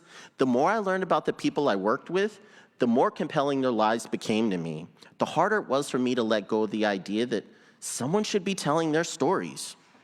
These remarkable individuals deserve to have their stories told, not just because of the work they did for the American people, but also because of who they were and what they brought to public service. I kept waiting for someone else to realize just how important this was, how inspiring these stories were, and what they could mean to the effort to recruit new, younger people into what I considered to be truly noble work. And I waited, and I waited, and I waited some more, hoping someone would take up this task. The longer I waited, the more the idea grew in my brain. And like all good ideas, it came with a lot of fear as well. I began to realize that I would have to be the one to take this on. I had a family to take care of, bills to pay, and student loans to pay. Walking away from a senior executive position in the federal government would be foolish and possibly devastating to my family's security. Despite all that, the idea wouldn't let go of me. Then in the late spring of 2020, George Floyd died. Prior to George Floyd, I was asking myself questions such as, when is this going to stop? What is it going to take for things to change? And after George Floyd, the question shifted from when and what to who. And who, I mean me. What was I going to do? What was my circle of influence? How can I create empathy for people from marginalized communities? It was the middle of the pandemic, and I thought to myself, you know what? I could do two things at the same time. I could uplift the stories of people doing the hard work of public service, and I could create empathy for the historically marginalized communities. As fate would have it, a new and exciting tool made that all possible. I could celebrate people online. I didn't have to rent a hotel banquet hall. I didn't have to get a bartender. I could do it all on Zoom. Everyone else was leaning into the Brady Bunch squares on steroids. Well, why not me? And I quickly realized as that thought entered my mind, who's going to come to Brian Whittaker's online celebration? How am I going to source these stories? How will I promote this? And why will anyone care? I had to face a lot of fear. Have you ever had that experience where you're asked to do something a little bit scary, like giving a speech in a room full of 250, maybe 300 people, and you realize your body's already in motion before your brain fully has the chance to catch up? It felt a lot like that. I took inspiration from a popular account called Humans of New York, where a photographer with an amazing eye and writing skills walks the streets of New York City, turning all these type A prickly people into like warm teddy bears. He really humanized them, and that inspired me. I thought, well, I need my day job. I can't walk the streets and do this type of work, but given my technical background, I could spin up a website where public servants could be nominated any time of the day. I could share their stories and celebrate those who serve. I reached out to a few of my friends to see if they would support my idea and if they'd be willing to share their story and picture. Fortunately, they were willing. I think the boredom of everyone being trapped in their houses maybe helped a little bit, so I built my website. I wasn't fully in, but I was definitely waist deep in the water.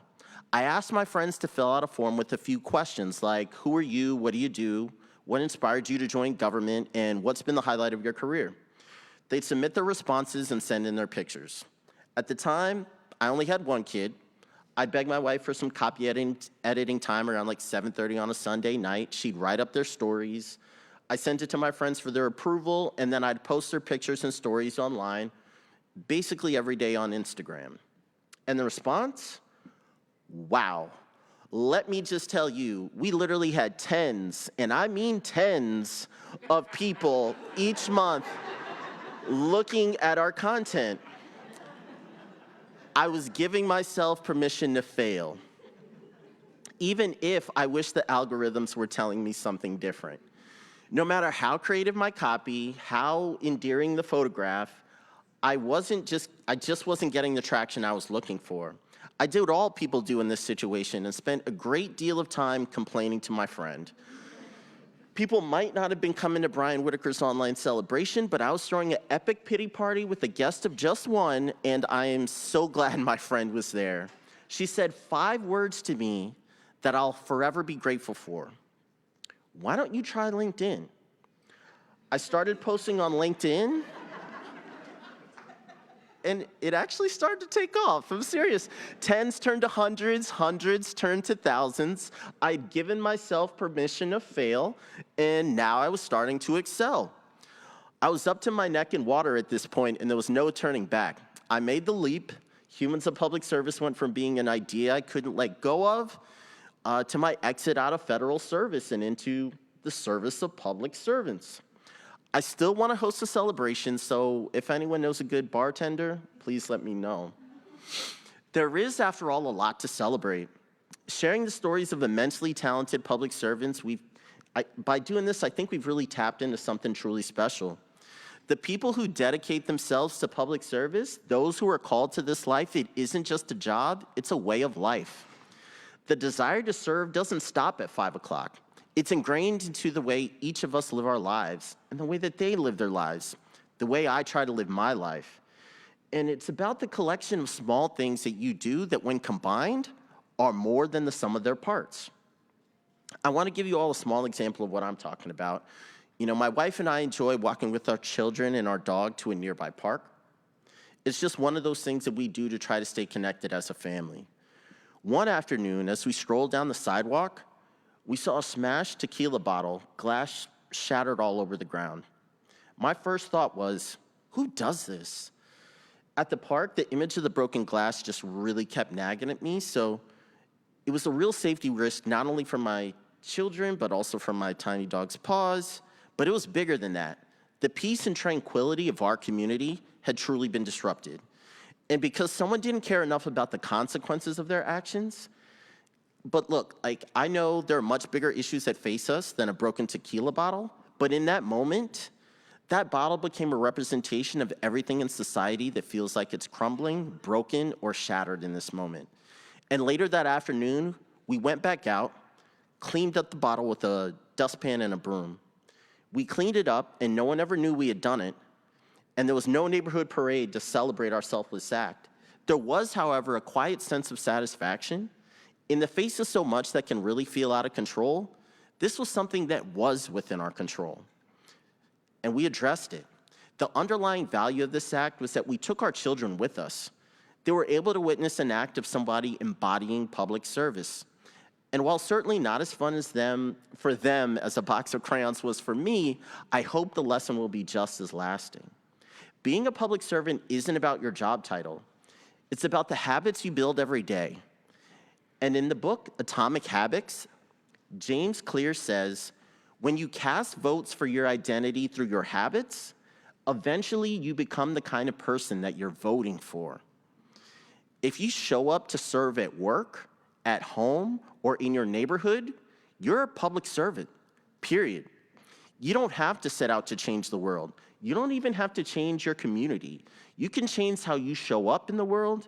You can lean into the idea that small acts of service matter.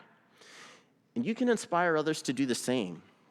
We live in a country that is constantly evolving, growing, and changing. All of this is a net positive. However, it often means that people, groups, and communities get left behind. The measure of a society should and ought to be how it cares for its people. And that task can feel really difficult at times, almost impossible to deal with. But as Jay-Z says, difficult takes a day, impossible takes a week. Imagine if we could do the impossible in a week. Imagine what we can do with a lifetime of service. New York Times bestseller Greg McKeown talks about positive tickets, catching people in the act of doing good and rewarding them. Imagine if public service worked that way, if every small act of kindness were seen, celebrated, and encouraged. How much more would people be willing to serve? How possible might be the impossible become? We're a nation that has done the impossible time and time again. And almost always, it's because a group of people came together, committed to an idea that was bigger than they were. They gave of themselves for the benefit of others. And that's what it means to be in service of others. And that's the opportunity you have before you today. So as you consider the world you want to create, I leave you with this. Play the cards you have and be willing to fail and fail again. Don't be afraid to swim in the deep, even if it feels like you might drown. Clean up the broken glass. The smallest things matter more than you know. Do the impossible thing because that's the part of what it means to be American. And perhaps more important than anything else, leave your crayons behind so that someone else can dream. Thank you.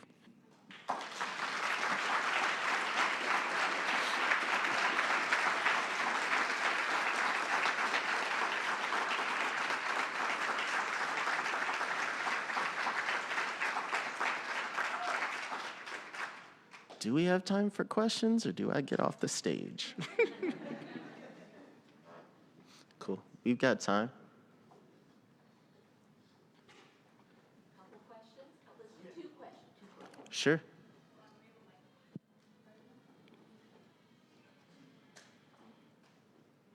All right. I guess we got time for 2. Anybody? There's one here in the back. Yep. Yeah, I just want to say thank you very much. And like, when did you get that thought or notion to jump, to just go? You talked about the water to your waist and to your neck, but, as in public service, it's a big leap to go to not-for-profit, right? And obviously what you're doing, but, like, what went through your head, or what was, like, that point, if like, when you want to make that decision? There were a couple things that happened. So my career has been split between private sector and public sector. And I don't know if, like, you all, I take people with me wherever I go, right? So I keep in contact, like, once you're with me and your family for life. So I had a lunch with a former colleague. She had moved to the private sector. She was like, hey, I know you don't necessarily want to be a senior leader in this next administration, but what if you come to the private sector as a director? If our company goes public, your retirement's set, and oh, by the way, we'll support your nonprofit. It's like, wait, what? Come again? I don't care about the other stuff. Like, I don't need to be partner, but this is my thing. And I think, like, after working for a couple different companies, a couple different leaders, like, I realized this was my purpose, this is my passion. I didn't want to build for anyone else. I didn't want to earn for anybody else. Like, this was my thing. Like, working for others just didn't really work for me any longer, because I knew what I care about. I knew what I was going to put my all into. Having a wife, 2 kids, and a dog, and spending my time when they're asleep doing this is the thing, It was sort of undeniable.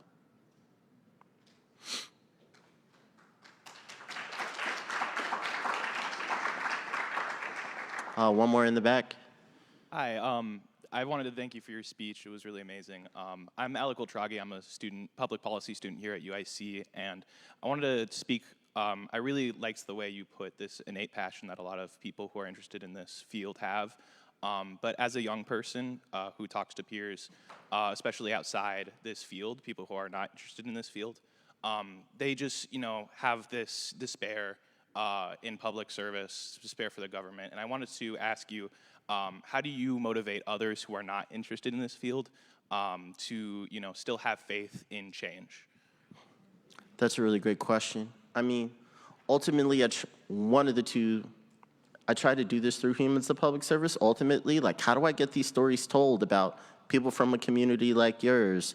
I think there's such a big gap between, and they touched on it in the panel, folks will often say they, like, no, name the person. Like, can we talk about the person that's also from Chicago and likes deep dish? Like, they're not that far off from you. They like mustard on their hot dog too, you know? Like, I think we need to simplify in that way and humanize, but I think the other thing that I'm specifically recognizing in this moment outside of humans of public service, it's like, I mentioned, you know, once I meet someone or work with some people and their family for life, I take them with me. I'm realizing that this work and the change I want to see is generational. So I'm trying to figure out, how do I bring others along? Like, okay, I've got enough 40-year-olds.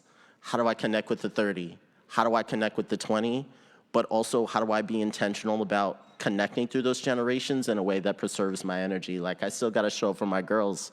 I can't just spend my days, you know, meeting everyone and spending time. I still got to get work done. I still got to pay the bills. But I'm actively trying to figure out ways to better engage with other generations to inspire them, bring them along, and open doors. Something I'm currently like pondering is like humans of public service chapters. And do I embed that in universities? Because students after students after students will continue to come, meet public servants, hopefully catch that bug and find their way in. So maybe Chi-Town could be one of the first pilots, but that's what I'm thinking about.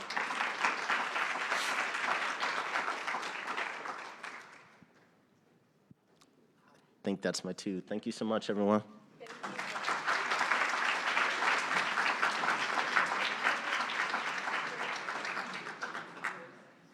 We will now take a 15-minute break. Please feel free to grab some coffee and refreshments, and we'll be back shortly with our second panel. Thank you.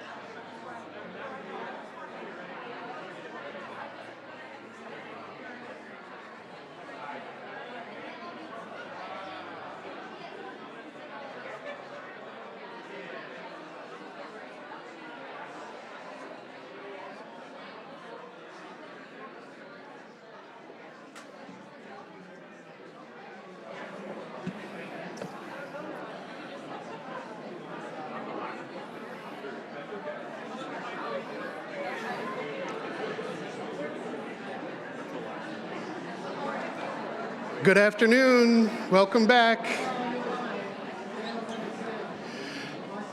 We're going to get started with the rest of the program. Hopefully you've had a chance to get water, bathroom break, find and chat with friends, new connections.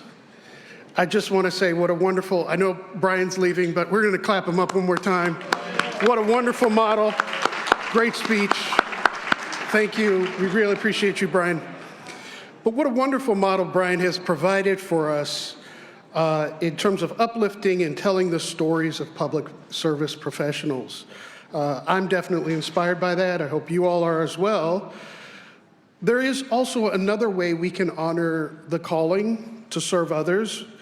We can identify the best ways to recommit ourselves to supporting and preparing the next generation of public service professionals. This is the subject of our second panel, the next generation of public service. The panel will be moderated by Professor Kate Albrecht, Assistant Professor of Public Policy Management and Analytics here at UIC. So I will get out of the way and turn it over to Professor Albrecht and the rest of the panelists who will be introduced as the panel gets underway. So come on up.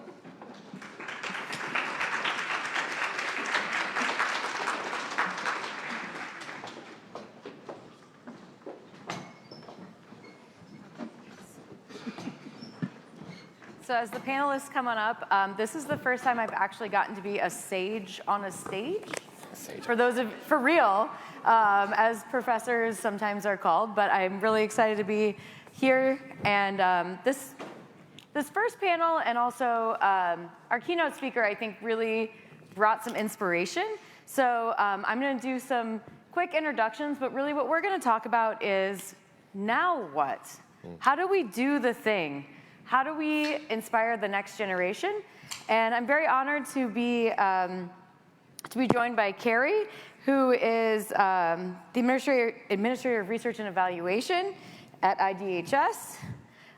Emily, who is here also, Director of Community Development, Village of Wilmette. Kevin, Village Manager of Oak Park. And Drew, who is Director of Build Up Cook. So we really want to spend some time and really think about where do we go from here? And this whole panel is about thinking about preparing and engaging that next generation. So I'm going to open with kind of a big question, and we'll work our way a bit just down the line at first. But the question is, really, how do the institutions, whether it's universities, elected officials, how can we support public service professionals in these times? So what can these institutions really do to support public servants and sort of open that door for the next generation? Do you want to start us off? Happy to. So if we start with universities, right? Theory is taught in the classroom. But what does the work look like in practice, right? And so preparing students for that, bringing to us those who have critical thinking, problem-solving skills, communication skills, collaboration skills, right? Because there's a lot of constraints between implementing policy. You've got timelines, budgets, you've got statutory interpretations, all these things to work through. We need those students to come prepared to tackle that. As I think about elected officials, we get the funding for the programming, but there's a lot of coordination that has to happen in collaboration. Staff, time, data systems. Funding for that would be nice as well. Listening to the implementers' input before it's put out, right? What's this gonna look like when it hits the ground? What are all the systems that have to work together? And then I think for the public, they have a right to feel like maybe government has done them wrong at times. They could be absolutely right with that. But also understand that things are happening behind the scenes, and it may seem like nobody cares. They're not listening, but people are putting their hearts in behind the scene. And so while we want the public to hold us accountable, we also want them to give us some grace. That's what I'd like to see. Go for it, Kevin. Okay, I'll jump right in. Hello, I would concur with a lot of the comments that were just made. And I think I'm just going to make a general comment, and I think it's important. And I think it's important for, whether it's universities, elected officials, or the public. I think we live in a time now where we need to explicitly affirm the value and dignity of public service work and employees. We need to find ways to do that practically and openly. I think in my career in local government for 29 years, I've had a great opportunity to partner with multiple universities. And so I take pride in that experience, and I would encourage universities to continue to partner with cities, to find opportunities to give students the opportunity to develop through whether it's, internships, assistantships, or what have you, opportunities for them to actually work and apply the knowledge that they're learning while they're in school. One of the things specifically, like I spent almost 29 years in local government, 18 of which has been in city management, and moving around the country, what I've learned is that there is still a need to really inform students and the public about the types of government that operate within our communities. It's not always clear, not even to students or of public administration, the differences between, a council manager form of government versus, a mayor council form of government and so forth. And so I think there are opportunities to make sure that young people get exposed to practical opportunities before they enter the workforce to understand how these different systems of government work, and they can make clear choices about where they want to work and what they're actually seeking. As for the public, and I'm going to turn it over to my colleagues on the panel. I don't want to eat up all the time. But I think, we live in a time where we need to really, really expect that members of the public are engaged with our communities, that they're partnering with us to address a lot of the complex issues that we're facing. And I think we need to lift up systems to enable the public to actually participate better in our public life. All right, thanks. Thanks for that. I definitely agree with these comments, and maybe I'll take a little different direction, because working with universities, there's so much obvious value there, and universities are such a great partnership for events and educational opportunities like this, and so many more reasons. So I'll take maybe the later part of that question. What can just residents, community members do to support public service members? I think in my experience, there have been a lot of tremendous ideas that have been brought to my desk from residents and community members, and it's sort of, here's an idea, let me know when it's implemented. And so I would like to propose a different way to work with public service members, and still bring those good ideas to the table. Bring the thoughts that you have about your community and the places where you live and work to the table, but be a true partner when you're bringing them to your public service member. Bring not just the idea, but the research, the thought, the volunteers, the actual work that goes into making that idea a reality. And a quick example of that is something that I worked with community members in Brookfield, Illinois on. We were implementing a long-range active transportation plan, so looking at improving walking and biking in the community. And throughout that project, we realized a really great community engagement event would be just a simple neighborhood bike ride and get people out and riding the bikes in the areas that we were studying. And what I'm really proud of for the community to take that upon themselves to create a what's called Cycle Brookfield, and it's a local community organization that continues that one-day event throughout the whole year and provides opportunities for the community to get together and just ride around their neighborhood, get to know each other, get to know the plan itself and the work that was done to make that a reality. So that's a really great example of how you can just bring more than just your good ideas to the table when working.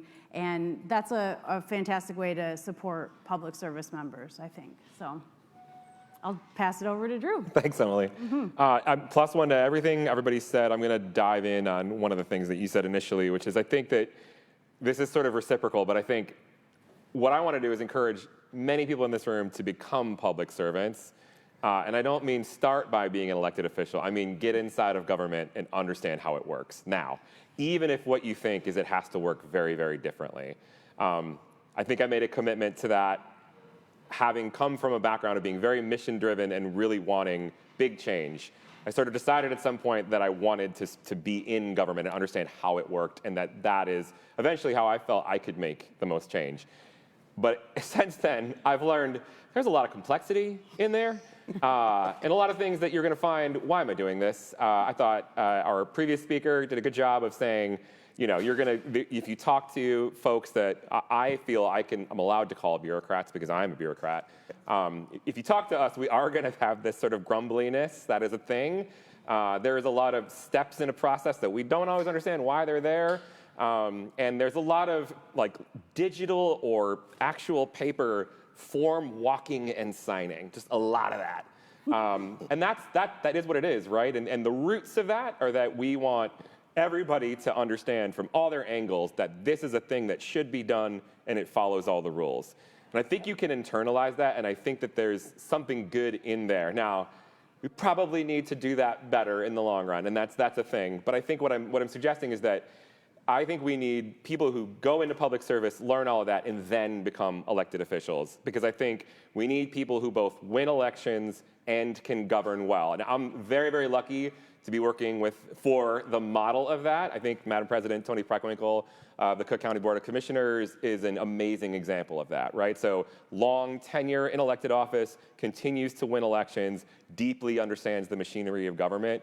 And the things that buy you you can acknowledge government isn't just about priorities, it's about executing them, right? It's all well and good that we think this is the top of the priority list, but it has to get done. Right. I think implementation requires an understanding about how government actually works, right?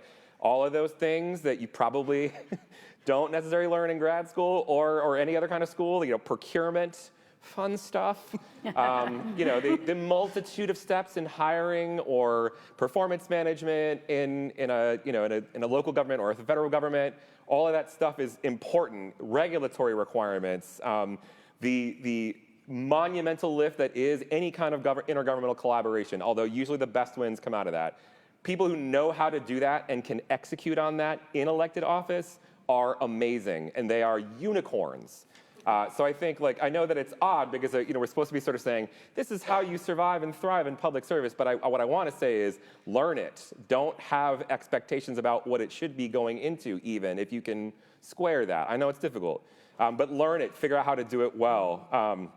And I think, a big thing that I've been thinking about is that implementation of these things that I think many of us in this room want to see requires balancing ambition with feasibility. You got to map out a plan. You got to know what the steps look like across that plan.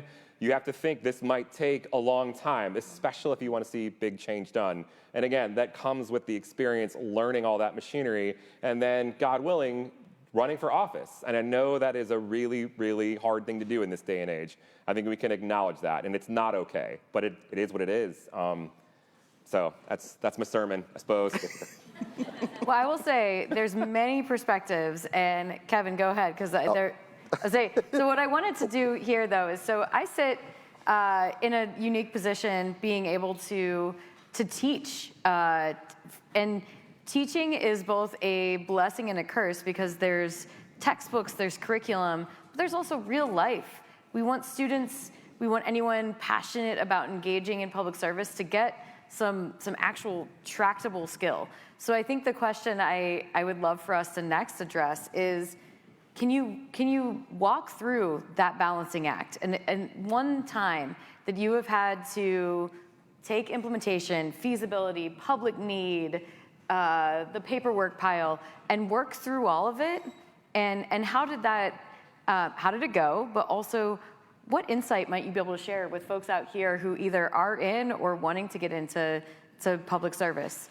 And maybe since you had the sermon, can I go to you, Drew, and we'll work our way back? So 2 things that I like to say.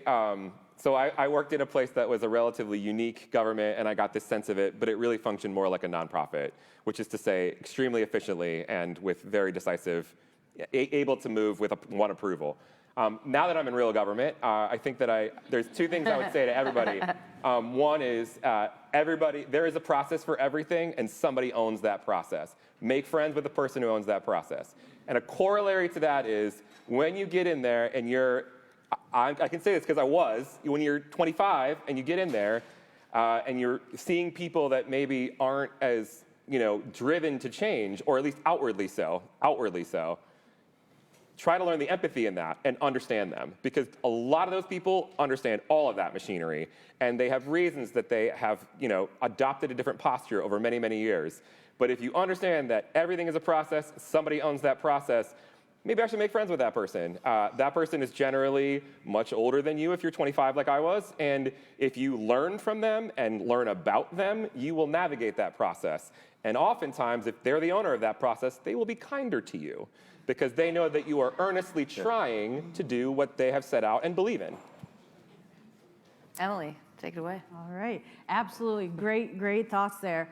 One thing that I'm thinking about with this question is how critical it's been for me to have support groups, because the work never ends, especially when you're committed to the work. I heard this phrase from a colleague: I'm cursed with liking what I do.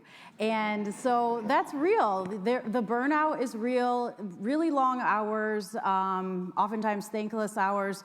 And so having that support group, whether it's your family and friends, or I work with a couple organizations, American Planning Association, the Illinois chapter, and Women in Planning and Development, those nonprofit professional development organizations, the relationships you find in them are incredibly valuable. You start by talking about TIF reform, and then you find it's more in line with group therapy, and you just have a lot of camaraderie with your colleagues that have the same passion that you do to make real valuable change in people's lives, but understand how draining it can be when you're buried in paper and have competing priorities. So I think that's personally one thing that's been really tremendous for me, to know that you're not alone, that other really intelligent, kind, amazing people are in this work with you. I'll pass it to Kevin. Yeah. Oh, you're just going to pass it to me, Emily. Thank you.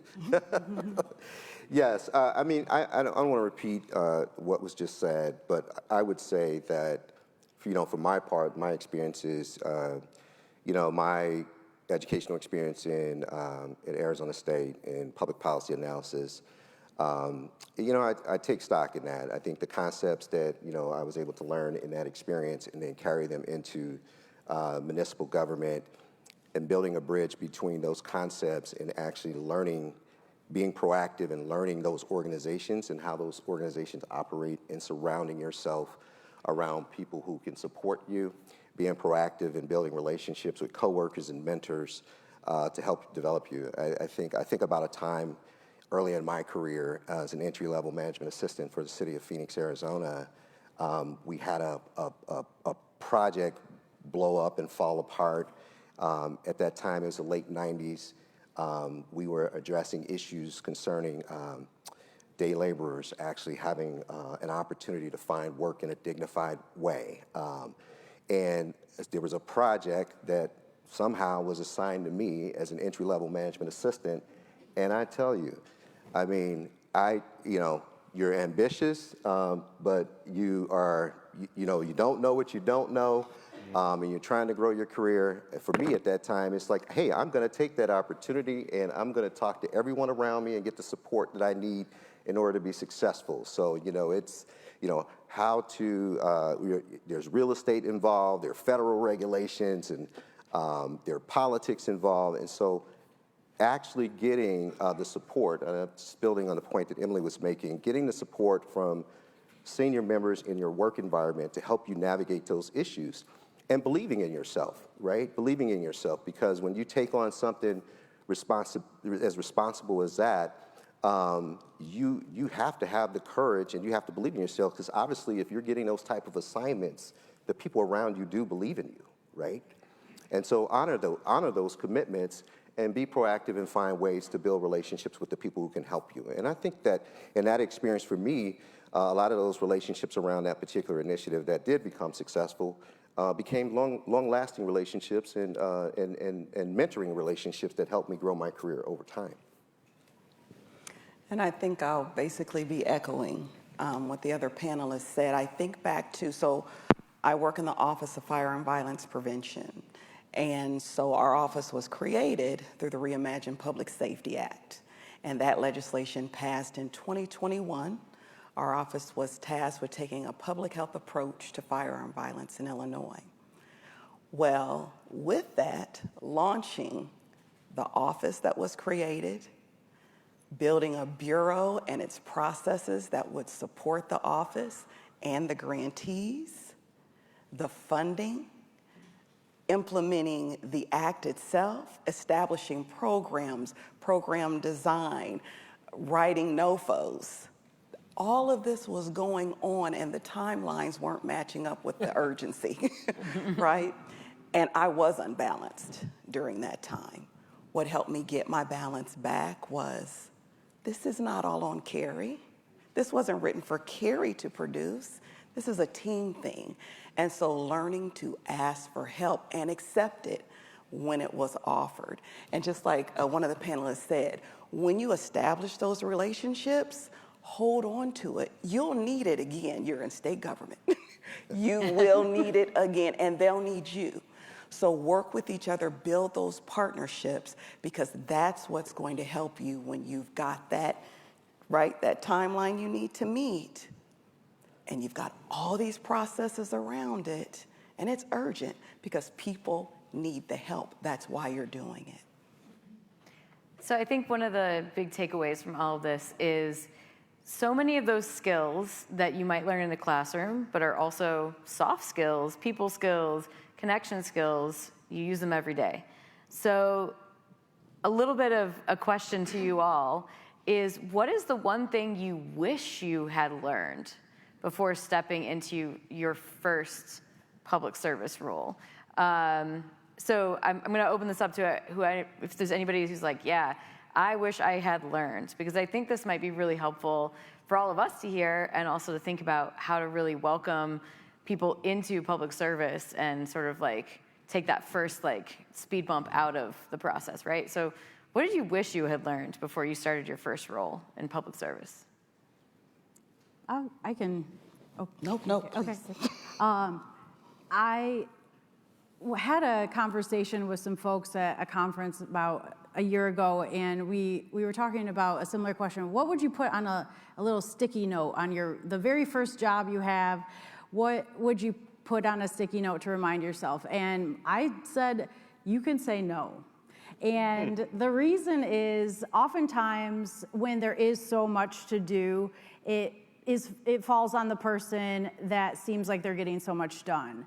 And that doesn't always help you long term. And so I don't want to discourage anyone from working long hours, digging in, really taking initiative and taking ownership and getting stuff done. But I do caution against doing it in a way that isn't ultimately helpful for you long term, because this is a marathon. Public service, it's a marathon at a sprint's pace. And so you have to make sure that you're taking care of yourself. And oftentimes when you are crushing it, the reward is additional work. So thank you. Good one. I'm going to write that on my sticky note for.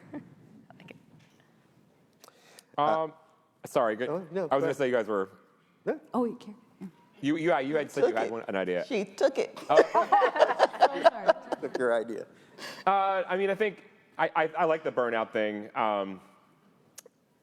Otherwise, I think find a mentor. I know that sounds pretty obvious, but I think we think of these things in terms of like what people have accomplished, and we are attracted to mentors that have achieved a lot. Sorry. But I think just as useful is a mentor that knows how to achieve balance, a mentor, again, that knows how to get things done in a complicated environment with a lot of different stakeholders and a lot of different processes. I think that having a mentor and being very direct about like, hey, I'd like for you to be my mentor. And on the other side of that, being willing to be one, I think is a huge help, so. I mean, I'm going to take a kind of a different perspective on this for me, and I think this is important. I think it's salient now for up-and-coming public officials, is really understanding, you know, who you are and what your strengths are, and understanding the importance of self-management.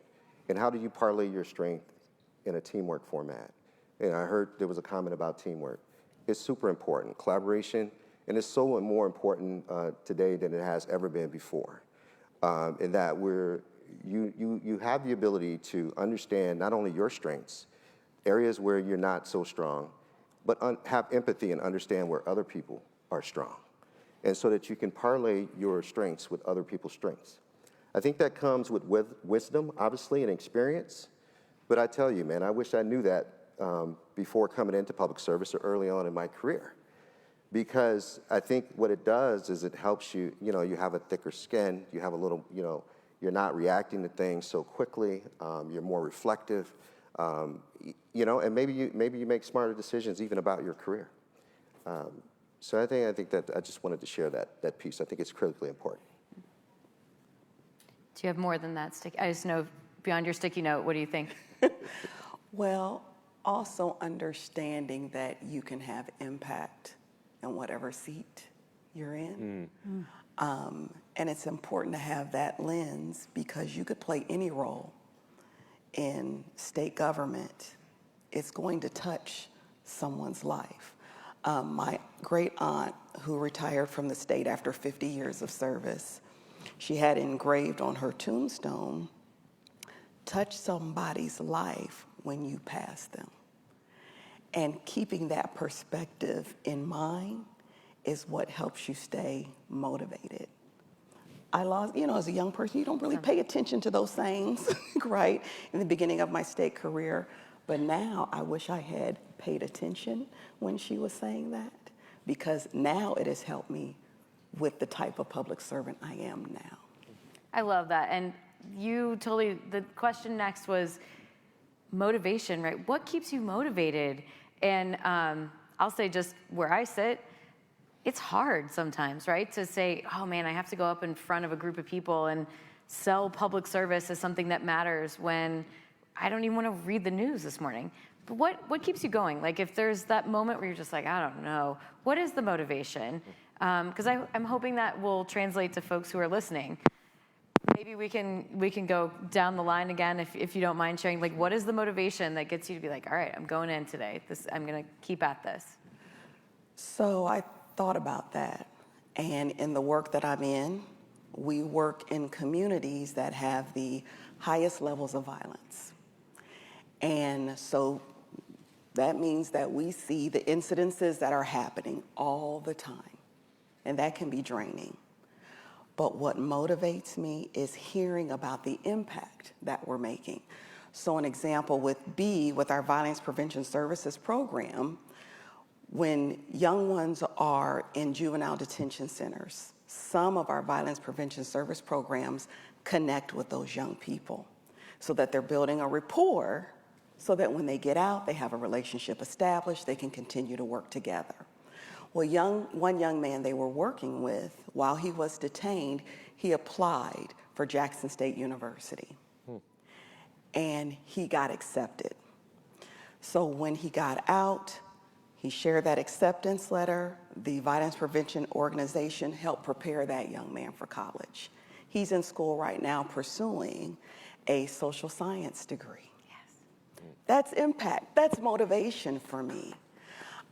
When I read about participants who were homeless living in their car, and through the supports that come out of our programming, they have a home, they have a job. One said now he takes his son with him everywhere. And then one more, and I'll be quiet. I went on a tour of the various Chicago communities that we serve. And again, these are the ones with highest levels of firearm violence. There was a group with me of street outreach workers, and I would say, let's say I'm standing in the middle, we had some all the way to that end and that end, and these individuals were from different groups. If they saw each other on the freeway, it would be a conflict, and yet here they are together trying to bring peace to their community for programming that we're putting together. That makes it all worth it. Go for it, Kevin. That's my turn. Yeah. Okay, great. I think for me, you know, it's really trying, and it kind of connects to what I was describing before, really. It's really trying to understand the importance of understanding why you're doing, why did you get into this in the first place?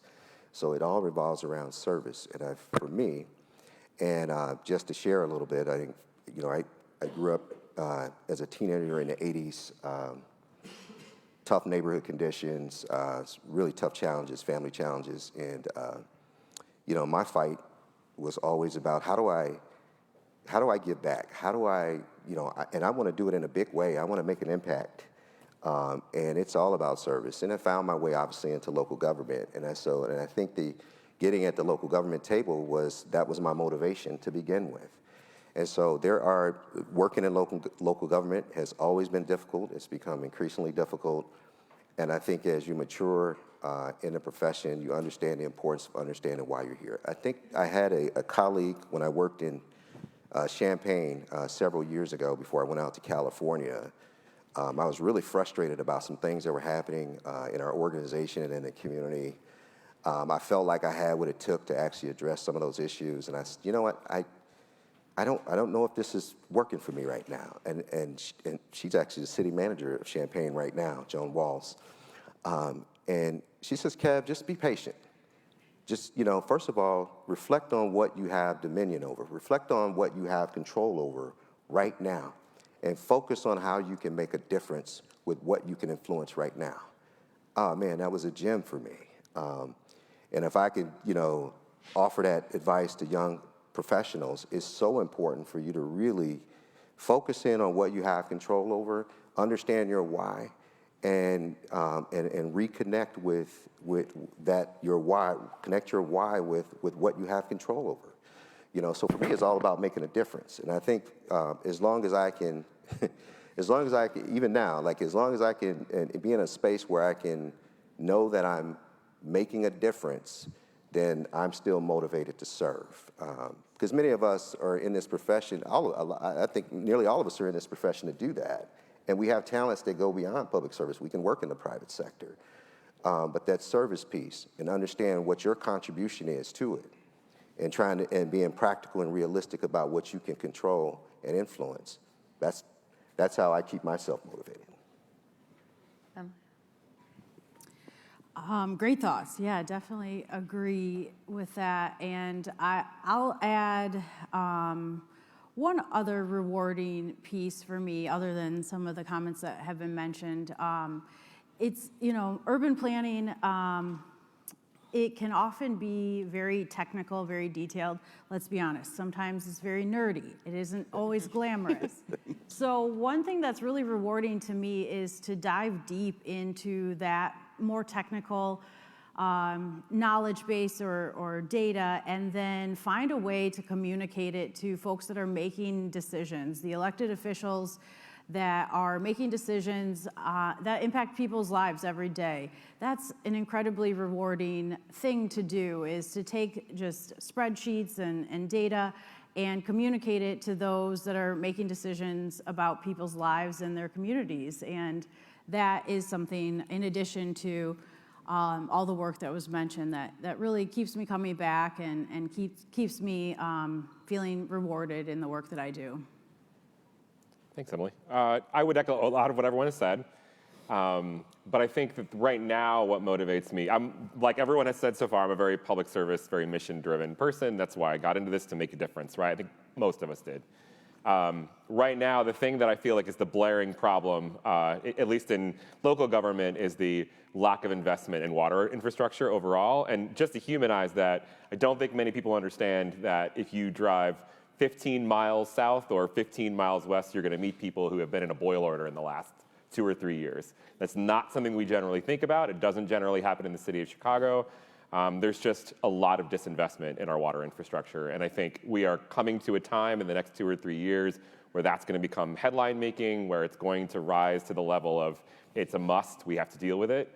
Again, that gets me to work every morning. And having a couple of successes along the way, I'll just say, like, when I think, am I getting enough done? Am I doing it right? I usually need to get out of the office because that is a dark place. And I'll jump in my car and I'll go to one of two places. One is Forest Home Cemetery in Forest Park, which is where all the Haymarket martyrs were buried, and Lucy Parsons' grave is there. And that centers me. Like, I didn't have to suffer like that. That woman died so that we could have a weekend. So, and there are people, that was a multiracial group of people who were all working class and put their lives on the line to get us the weekend. And I think I can go to work every day and struggle and stress and do well, and I will probably not have to put my life on the line to do that, you know. The second thing that I do is I will drive to 29th and Halsted, which is a bridge over the Calumet River. Underneath that bridge is a massive water main that feeds 40,000 people in 4 different cities. That water main exploded 3 years ago and was raining fresh water into the Calumet River. The cities that rely on it had about 4 hours of storage in order to remain pressurized. Now, luckily, they still had one redundant supply main, so they could switch over to that main. But having one main that feeds 40,000 people water is not a great situation to be in, and it happens way more than anyone in this room knows. So we were able to use the federal funds that my program was granted to build a new water main, a brand new redundant main, and now I could feel good when I drive down there into a weird little space that I'm not really supposed to be in, next to someone's house who probably doesn't want me there, and I'll go down to the bank of the river, I'm not lying, and I'll look up at that shiny water main and go, okay, like, I was able to do that thing. And it just makes me happy, right? Like 4 hospitals, 20 schools, like, people rely on that, and it's the most basic thing that many of us don't even know that government provides us. So across all these examples, and the word came up often with the idea of mission, that like our internal mission, what we care about, what we center. And I want to ask a question that was posed earlier by a student, actually, from my classes. The student asks, you know, when people think about public service, even if they care, it looks really hard. It looks really stressful. It looks very fraught, maybe, in certain spaces. But what would you say back to them if they're like, I really care, but man, I don't know about public service? Like, what is the thing that is appealing that would pull someone really who's trying to make that decision? And I'll let that question sit for a moment, so whoever wants to take it up first can go for it. But kind of, if someone said, I really care, but it looks really, this is a lot. What would you say to them? Go ahead, yeah. I try to take the weight off their shoulder that you don't have to try to fix everything, right? This is big enough for everybody to put in their talents and effectuate change. So I think sometimes we think that we have to be the fix-all, or we have to be the one that comes in and says, this has been done wrong and I've got the answer. That's not the case. And taking that pressure off of yourself and working as a team through collaboration, whether that's cross-agency, cross-sector, within the team, whatever it is, if you work at it together little by little, you'll effectuate change today, tomorrow, and even long after you've left public service. Go ahead. Sure, I'll go. I could offer a couple things on this, but I would say I just think about my own experience in my pathway into public administration, because my passion was actually just to help people, and I got my bachelor's degree in psychology, and I aspired to be a psychologist at some point. And I got into the work environment, and I was counseling and working with youth, and started having conversations with colleagues and so forth. And someone tapped me and said, hey, you know what, I think you might be interested in policy and systems. So, and so you have a conversation, and they tell you why. And it's, guess what? The person who told me this, my husband works over at the university. He's a law professor, and he knows all about the public administration program at ASU. I think you should meet with him and talk to him. And so just being open and trying to connect your passion to to a pathway. And I needed help in that point in time, because I reached a frustration point, because you're working with these difficult challenges with young people. You're understanding that the systems are inadequate to serve their needs, and so you get frustrated, and you're talking amongst peers and colleagues, and all of a sudden you get some information and get a connection, and they connect you to someone who can help you find your way. So I think just staying open, listening and seeking out people who can help you understand how to connect your passion to the right format. And for me, it became public administration instead of becoming a psychologist, although I think I'm practicing psychology. Yeah, you still use that psychology. On a daily basis. Emily, go ahead. Real quick, two things. I know a panelist from the previous panel discussion talked about the adrenaline that comes with some public service, and I think that's real. There's something really rewarding, and it's an adrenaline rush to know that you could have very easily not chosen to do the work that you did, and you did make that choice, and you did make your community and lives of other people's just marginally better through your choices and your decisions. And I think, it's a great question, because it's true, it is stressful, it's long hours, but some of the most rewarding things are also stressful and have long hours. And so I think there is a correlation between a challenge and stress and that difficulty and the reward that comes with it. So don't be afraid just because there is that appearance of a challenge. Yeah, it's definitely rewarding. Do you get an adrenaline rush when you look at that water main? Kinda. So I like, Emily, I love what you said. I also have to, in myself, I have to ask myself, is it cool that I'm this much of an adrenaline junkie? And I know that's not what you're saying, so I'm just introducing that, I guess. So another thing I would say is, as a guy with a lot of friends in the private sector, I don't find them that much happier. I mean, and I think everyone here has said things far more meaningful than I'm going to say, but I like to have levity. So I'll just say, no one that I know that's deeply involved in the private sector, all of the people with jobs in finance and marketing that I know are not they're not super thrilled about their jobs. And when I tell them what I do and why it matters to me, I'm like, it'll silence the fire pit real quick. So, not to that's not why I do it, right? I'm not here to brag to the finance bros that I drink beer with or whatever. But I think it's just, it makes me feel better about the choice that I made, right? I don't find that the grass is that much greener on the other side. And for everybody that I know that makes far more money than I'll ever see, I don't find them to be that much more happy. So. Well, we have just a few minutes left, so thank you all so much. But I'm going to open it up to questions from the audience. So if anyone has a question, if you just sort of raise your hand, there are folks with mics, and they'll bring one over to you. I think we have a question up here.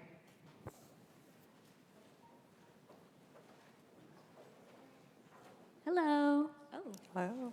My name's Carla. I am one of the people you're talking to because I'm an urban planner, or studying to be one at least. And I found everything you guys said very helpful. Right now we're finalizing for class our plan that will be published next week for a community. And my question is, how do you deal with communities that are facing planning fatigue or have been made so many promises over and over? For our project, we had to go to community and we kind of had to deal with that. And it was the first time I've ever did planning work. So that was my first experience, and I thought it was a very helpful experience to have it my first, but I wanted to hear, how do you guys deal with this situation? Yeah. Thank you. Yeah, anyone want to take that one on? So I think, so what I've learned, this is why I took this job. So I came from UIC, I'm a MUP. First off, it just feels so nice to be here. I love UIC, it's great to be back. I think that what I would say is if you're doing projects in communities with planning fatigue, one of the local philanthropies did a paper called I'm sick of being researched, basically. I thought that was— Chicago Beyond. Thank you, Chicago Beyond. That's great. That for me encapsulates it all. I think we have a responsibility to ensure that there is a benefit derived from the work that we do, and not 50 years from now. There has to be a benefit now. So you have to figure out how to construct your project and design your project in a way that is going to derive an immediate benefit. It's not fair to have people as subjects. That's not okay. Go ahead. I actually agree with that. No, I really do. I really do, and I understand the question. The question is a very good question, and I think as a public administrator, I mean, most of my focus is on getting results and pragmatism and so forth. But for me, and it's always been this way for me, one of my biggest motivators is being a part of a larger story, being a part of a vision, right? And I think that requires effective planning. And I've dealt with, because planning is so important to me, and I think it's important to actually making a difference in executing on that vision, I've encountered that. I mean, I've encountered that recently in my current job. And I think finding ways to link the planning to something practical and tangible in the near future is a really good idea. I think it's important, and I think you still have to have courage because you have to believe in planning, because leading with vision and strategy and planning, frankly, I think in the absence of it, you can't really make a real difference. So I think the planning piece is so important, but the practical piece of trying to link it to something that's tangible, that the authorizers can actually see, that it's in the near future and it could happen, is super important, and I think that helps. But I think it's still tough. It's always a tough sell. So we only have a little bit left, but I'm going to maybe take moderator's privilege to take one more question. So are there any other questions for our panelists before we wrap up? Don't be shy. You have a bunch of public servants who are willing to answer your questions. Hi, my name is Dominic. I'm not a MUP, but I am an Urban Studies undergrad alumni and Master of City Design alumni. I work as a private consultant right now for a lot of different municipalities across the region. And something I've noticed is how valuable it is to have that perspective that you mentioned of working with different forms of government, like the council mayor or the council manager, or just different levels of government, state, local. And a lot of our clients look for us to say what are other governments doing, and to get that perspective on the diversity of different ways things can be tackled is really valuable. But some people have worked in the same role for 30 years and as the same planner or manager for the same community for decades, and so they don't have that perspective. And I wonder for people entering public service, what is your advice for getting that perspective and understanding the diversity of approaches that are out there? But not necessarily happening, nothing against job hopping, but not necessarily moving communities every 4 years to get that experience? Or is that the best way to do it? How can we get better perspective and understand the diversity of possibilities? Oh my goodness. Go for it, Kevin. You go ahead, Emily. Yeah, I do think that having different work experiences can help you get a variety of perspectives, learn best practices. I think that is really valuable in a lot of ways, but there's a trade-off, having that deep roots and connection in one particular community and department. And so if you find yourself, or if you find colleagues that you're working with that haven't had that opportunity to get new perspectives, new ideas, fresh thinking, there are lots of other ways to go about that. Just call other staff from other communities. It's a very collaborative environment in the planning realm and the public service realm. We're always talking to each other. So if that's not happening, just make a call, send an email. Again, those professional development organizations are also extremely valuable to find kind of your group of people that are working on the same issues, and you can use them as a sounding board and get ideas from each other that way too. Thank you. So we are out of time, but thank you so much for being a part of this panel, and appreciate the questions, and hopefully some of you out there who are thinking, public service. This is sort of tied that up for you, that yes, public service. Thank you. Thank you.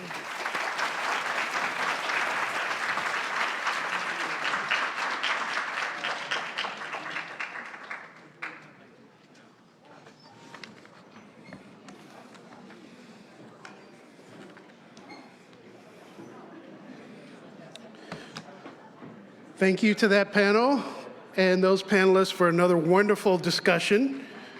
Yes, another round of applause. Awesome. You don't get a better perspective than from people who are doing the work every single day. So thank you all. A few years ago, we're going to shift gears a tad in our program. We've heard from 8 great panelists, 1 keynote speaker, and now we're going to hear in rapid succession from 7 additional people. A few years ago, we added this element to the program called Lightning Talks, which gives multiple speakers an opportunity to share a perspective from their firsthand experience addressing the theme at hand. So these are short back-to-back talks in which the speakers share a project or initiative they are involved in. Maybe it could be a story that exemplifies the theme, or simply a perspective on the theme based on their experience. So we've invited a great group of speakers to do just that, and I will get out of the way and turn it over to the first keynote speaker, Katie Bell, Associate Director of Project Development at Cook County Department of Transportation and Highways, and then the subsequent speakers will come up and introduce themselves after her. Katie?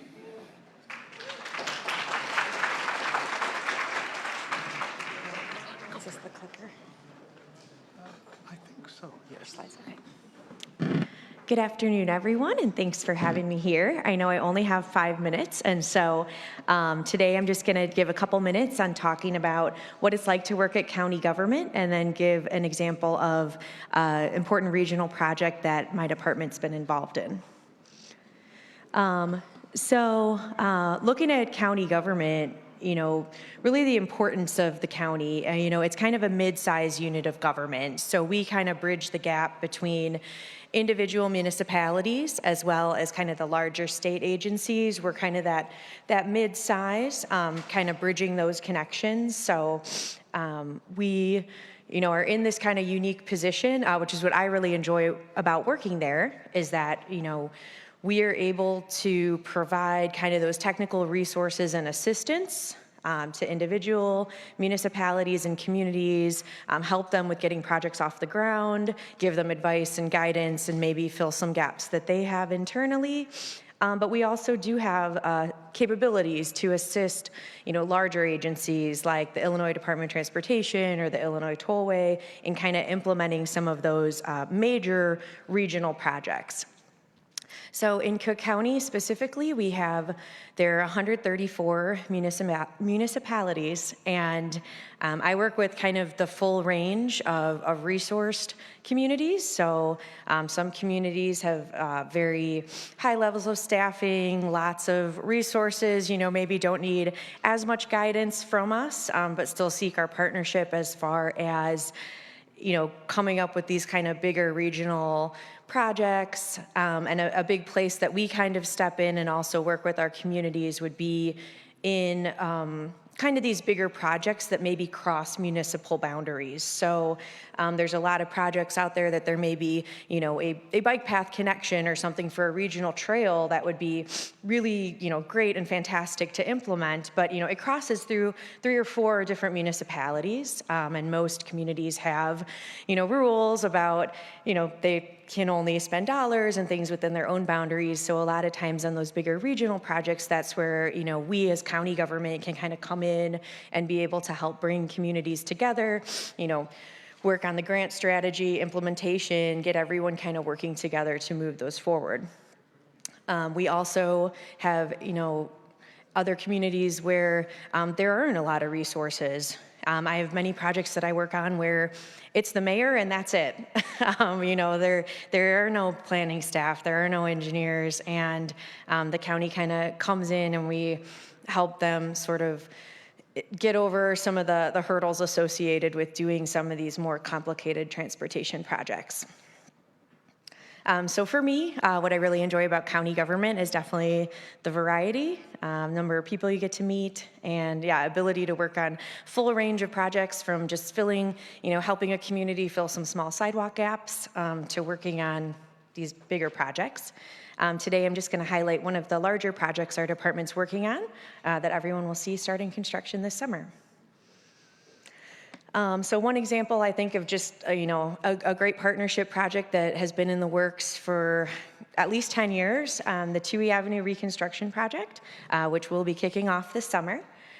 This is a project located parts in Elk Grove Village, City of Chicago, City of Des Plaines, and really what the background of the project. Many of you guys may be aware the Illinois Tollway has been in the process of constructing the new Elgin O'Hare Expressway.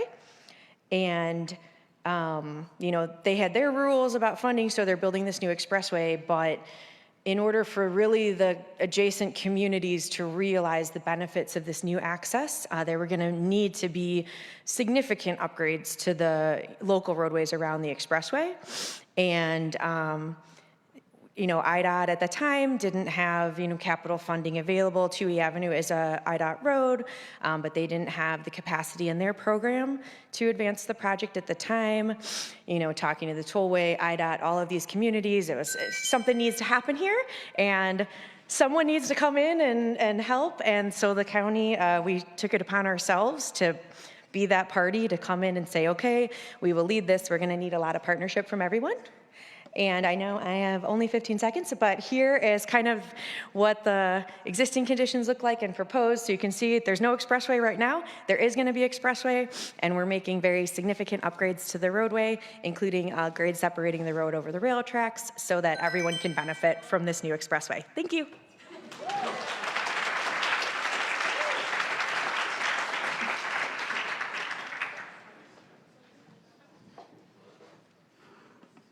All right. Hello, everybody. Thank you for having me. My name is Ruben Wadi.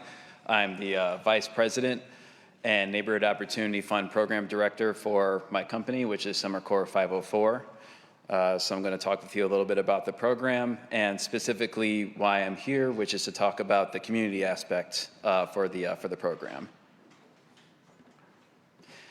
So when the Neighborhood Opportunity Fund, which is, by the way, a redevelopment grant, focused on the south and west sides of Chicago, it's meant to spark revitalization in specific commercial corridors throughout the south and west sides of Chicago. It's a reimbursement grant, so pay for construction, and then you receive a reimbursement. We could also fund things through escrow, but I don't really want to get into the financial weeds too much. I could talk about Excel spreadsheets for hours, so I'll spare everybody here. By the way, for the students in the audience, if you know what VLOOKUP is, put that on your resume. It looks really good. So the NOF was instituted to help the south and west sides, and that alone is why I decided to remain the administrator of the program for so long, because it's a very focused mission on that community. I myself am from the south side of Chicago. I was born and raised in Beverly. I defected, so I'm in Rogers Park now. But I still go down south all the time. Go Sox. Munetaka Murakami is doing pretty good right now, so let's go, boys. But that focus on the community is really why I decided to stick with the program and why it's had sustained impact over 10 years. And just thinking about the theme of today's speakers, the importance of this public work, it's really important. It was really important for me to drive that grant, to have that sustained impact. It gave me that mission, it gave me that vision, and I really think because of it, a lot of businesses have been able to achieve their dreams by either opening up their business or starting a new one, sustaining their business, whatever it might be. And then, of course, on the Excel side of things, there's measurable outcomes and follow-up. And all of that just really coalesces into, trying to have as much impact on the community as possible, trying to be accountable to the community. Because the grant ultimately needs to respond to community needs, right? So I'm just one person, I'm just from one community, but I'm serving the entire south and west sides of Chicago, so therefore I have an accountability and responsibility to the constituents there. So where is it successful? I'm happy to share that North and South Lawndale have 26 completed projects out of the 132. But then where are the gaps? Does Pullman have as many projects? Does Roseland have as many projects that are completed? Does Back of the Yards have as many projects completed? What about Greater Grand Crossing or Grand Boulevard? Do those have as many projects? And if not, then how can the grant better serve those communities over time? And then what ultimately is the end goal for the grant? And these are the questions that I try to make sure that I answer every single time that I go into work and open up Excel spreadsheets. That's every time I go into work, I'm asking these questions to myself so that I can make sure that I'm having that impact, because when I do ask and answer those questions, it leads to fantastic projects like Bronzeville Winery, which received a $250,000 NOF grant over there in the 4420 South Cottage Grove in the Grand Boulevard area. And I don't mean to put her out there like that, but Cecilia Cuff, she's the owner of this establishment. Had a great time working with her, very appreciative of the grant. I'm very appreciative of her. So much so that we have this great working relationship, this community-focused approach, the both of us, that she decided to join the Neighbor Opportunity Fund Advisory Committee. So now she's advising us on what projects serve this community best, because I'm just a guy from Beverly, I'm just a guy from Rogers Park.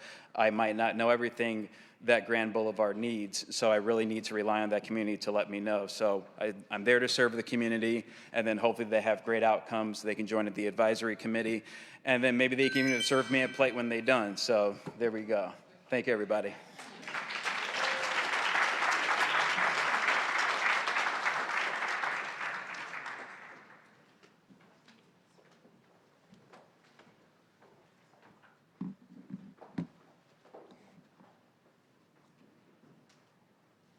Good afternoon.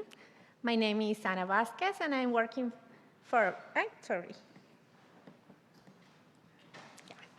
My name is Ana Vasquez, and I'm working at Marjorie Kohler Center, it's Harlan Alliance International, as an associate manager of school service. We have different projects, but today I want to focus in particular one. We are working with immigrant youth, with their families, and also teachers. We are working with kids, immigrant kids, that are attending Chicago public schools, specifically at the north of Chicago. Maybe you can ask me why we are doing this job and why it's important. And there is a key word here that can explain that, and is trauma. Trauma is an emotional response to an event that breaks the feeling of safety and also have a huge impact emotionally, psychologically, and physically in the person who has experienced the stressful situation. So our immigrant kids experience trauma before, during, and after migration. 5 months ago, one 5-year-old boy was crying in my office because his mom had deported. And he asked me, if the same happened to my dad, who is going to take care of me? 3 weeks ago, 8-year-old boy said that he couldn't sleep well because he was worried, thinking if mom and dad would be able to return home after their jobs. Our immigrant kids are walking to the schools carrying emotional wounds that we cannot see. Our teachers can see that.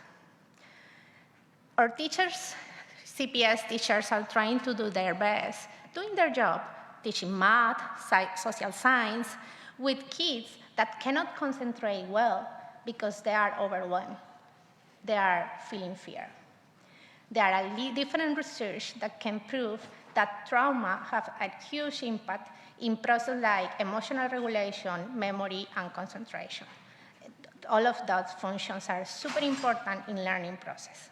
At the same time, our CPS teachers, they are feeling something that is compassion fatigue or vicarious trauma. They are feeling overwhelmed at the end of the journey. That's why working with trauma-informed is so important in all the levels, schools, students, family, classrooms.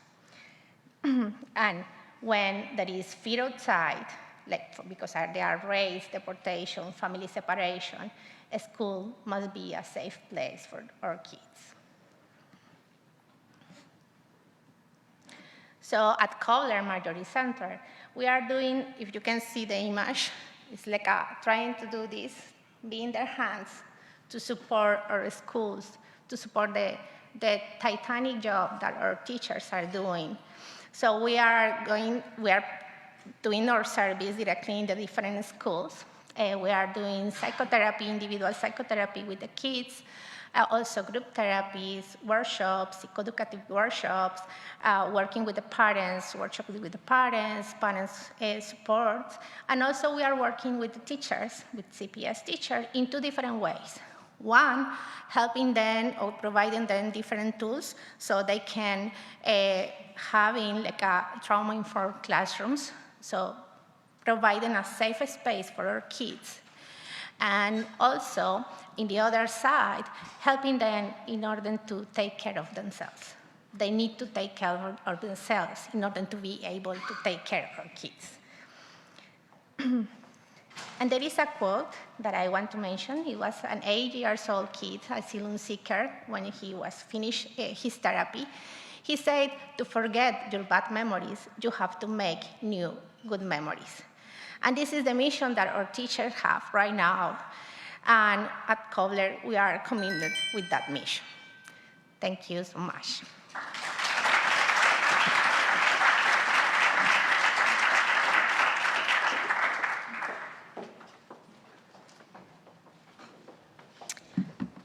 Alrighty-roo. Hi, everyone.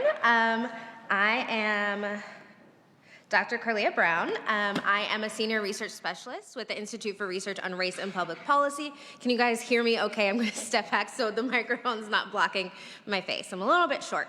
So I will be talking to you all today about a partnership we have with the Illinois Department of Human Services.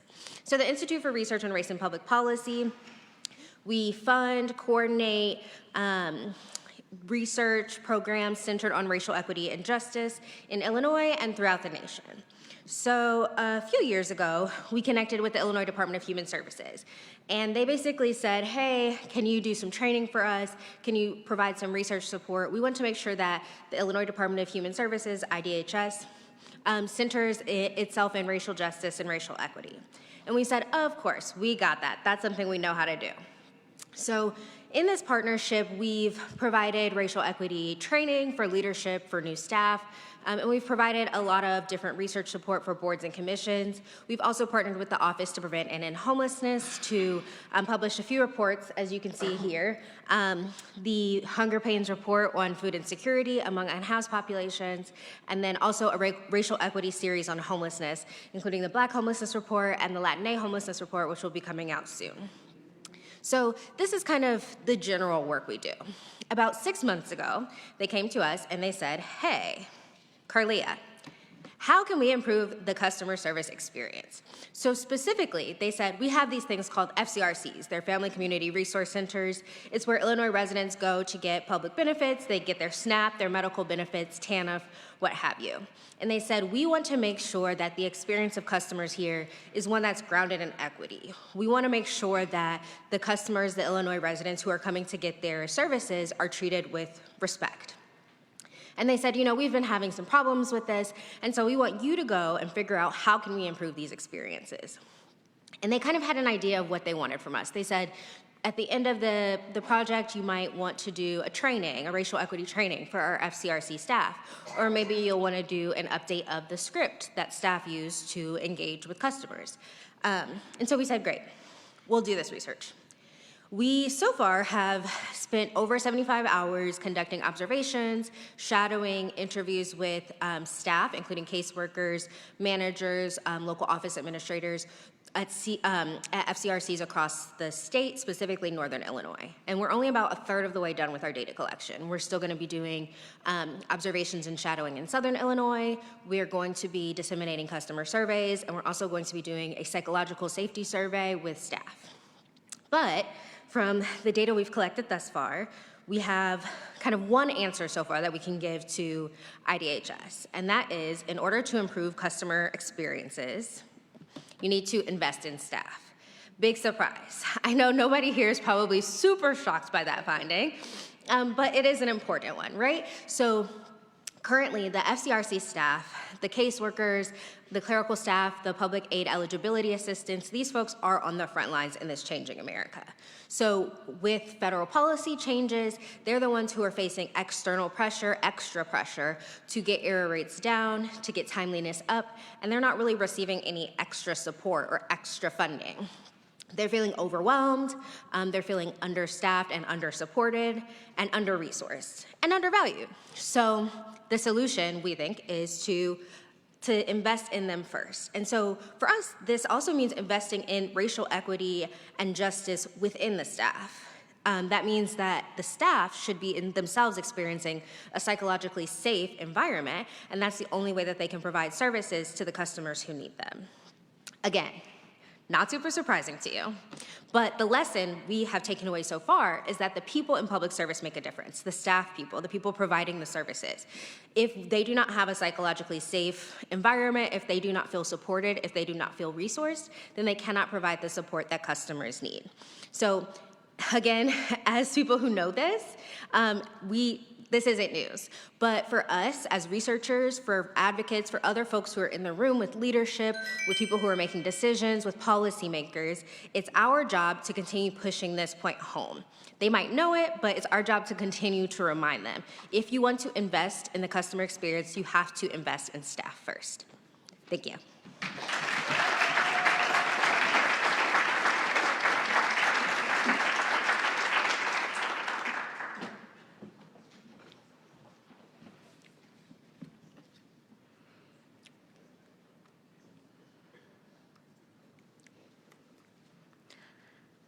Good afternoon. My name is Lindsay Hollander, and I oversee financial forecasting and analysis in Cook County's CFO's office.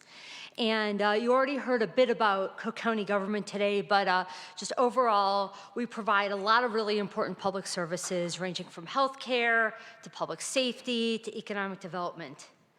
And one of my team's roles, and I'm going to talk about this today, is to produce a long-term forecast of the county's revenues and expenses every quarter to help us understand whether we will have the financial resources necessary and sufficiently to continue that important work in the future. And you can see an illustration of a forecast that we published in January on the slide right now. And creating these forecasts has really become just an overall practice for us.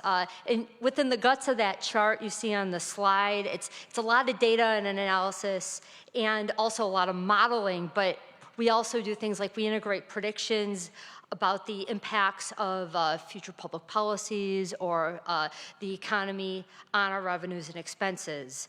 But that forecast you see, it's more than just the numbers that are baked into that chart. We think for something as important as projecting the county's fiscal future and being able to continue the important work of the county, we need to bring all decision makers and stakeholders on board with our findings. And really to make that forecast just even more credible and therefore more actionable, we seek external input into our forecasting. So most of that external input comes from the Independent Revenue Forecasting Commission. This is an appointed group that evaluates our forecast, makes recommendations to the county on forecasting, and also evaluates new revenue sources when they're proposed. And the group is chaired by the county's chief financial officer, and its membership includes 2 appointed academic economists, and then a member of the public with expertise in public finance. And in fact, our current membership includes UIC's own Dr. David Merriman. So just thinking about this partnership and the value it provides to us, it provides a lot of value, and then by extension, it provides a lot of value just to the residents of Cook County as a whole. Thinking about its impact on our ability to provide public services that so many rely on. And we do have a great team of analysts in our office that works on this, but bringing outside expertise into the mix has really helped us improve our methods and just our overall approach to financial planning. And that just makes us better stewards of the county's finances. Another big benefit, just engaging in the process as a whole has allowed us to highlight and then therefore just prioritize a long-term perspective on the county's finances. And this has led to more fiscally sustainable policies, more fiscally sustainable practices, and then by extension, more fiscally sustainable decision-making. The process and then kind of the resulting practice that has resulted from the IRFC is that we really have an avenue now to demonstrate our commitment to fiscal sustainability, and that's led to accolades from government research organizations, accolades from bond rating agencies even, and that actually can lead to even further benefits to the county's fiscal condition. So that's been a real benefit.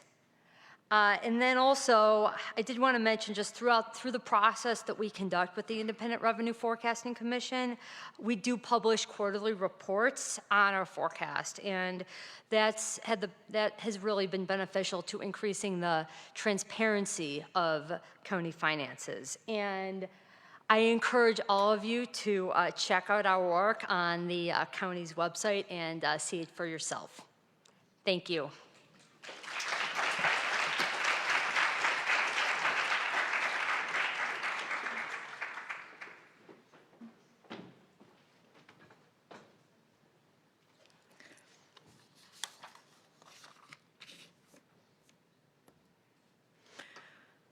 Hi.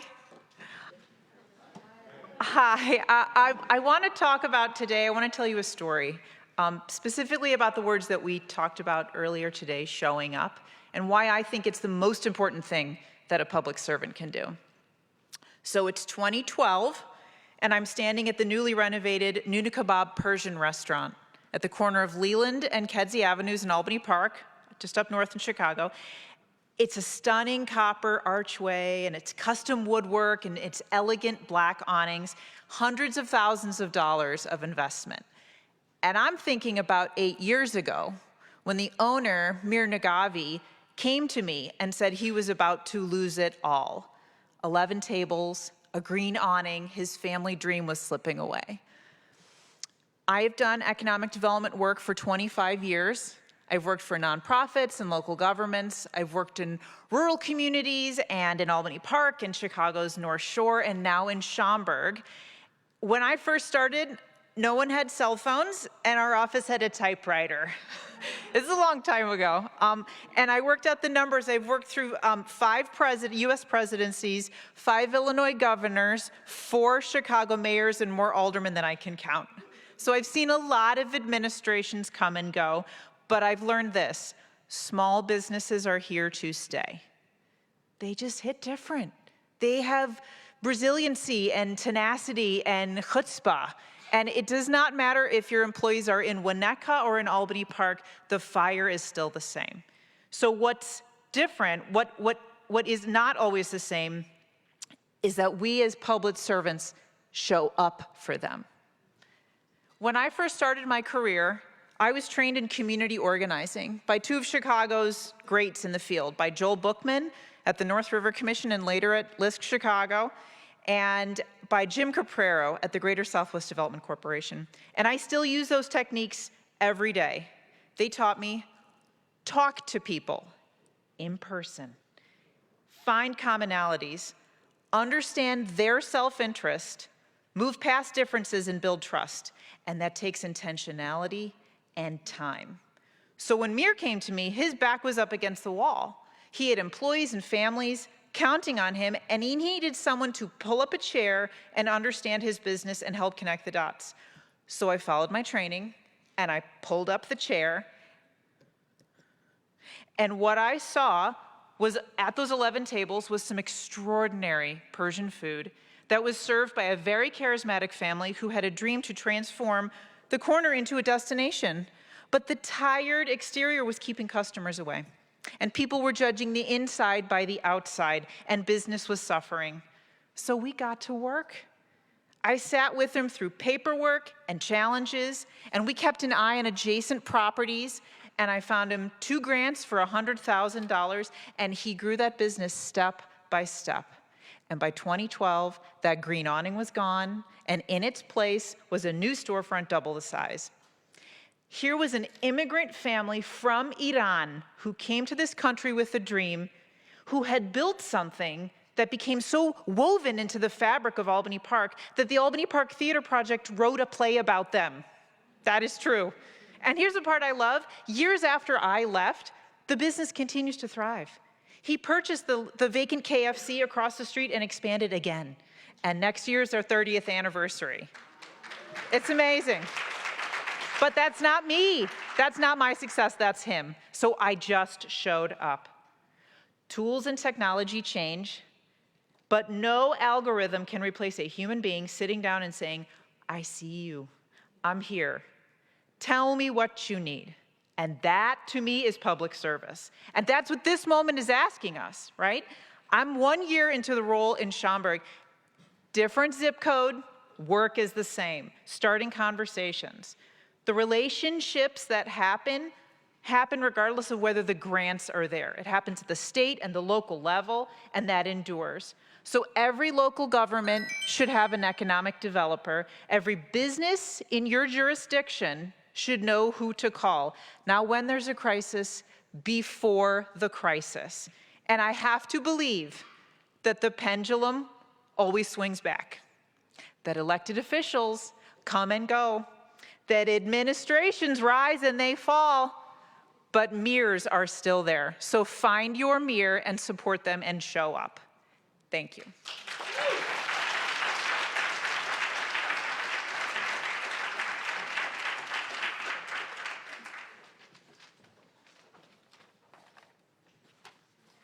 All right, I think I'm the last one, so I think I get as much time as I want. A few of these folks went under time as well. I'm Joe Van Dyke. I am the director of the South Suburban Land Bank and Development Authority. We work with communities all over south of Chicago to identify and revitalize vacant and abandoned properties. And because I'm going last, this is a good subject, I think. I'm going to talk about listening and how in my career listening has served me and how really it's a pretty powerful form of respect, and how it can help inform the decisions you make, and it can help people feel like they're a part of the process as a public servant. This is Gary. This is where my first job was. For the uninitiated, Gary is about 30 miles from where we're sitting right now. Founded in 1906, was a huge boom town, grew about 150,000 people in the course of 50 years, and its fate was tied to the steel industry. It was named after the chairman of U.S. Steel, Elbert Gary. Like a lot of industrial towns, it fell in some hard times due to changes in the economy, and despite being about a quarter of the size of Chicago by area, it's about 5% by population.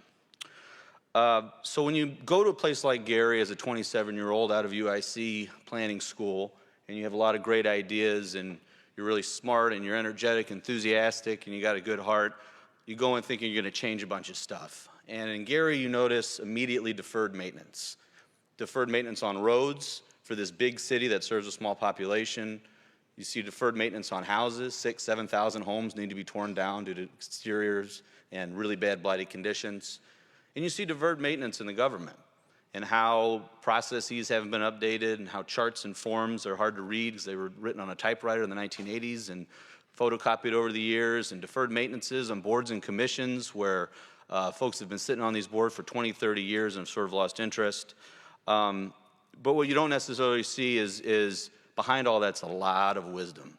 And so you go in thinking, this place needs maintenance, I'm going to really help. And I'm talking about the first person that I met there. I was the zoning administrator. That was my first job, dealing with business licenses and zoning permits and that sort of thing. The first person I met there was Miss Hurt. Miss Hurt was my secretary, 27-year-old white guy in Gary, and I get a secretary. Cool, right? And what I heard from her is she listened.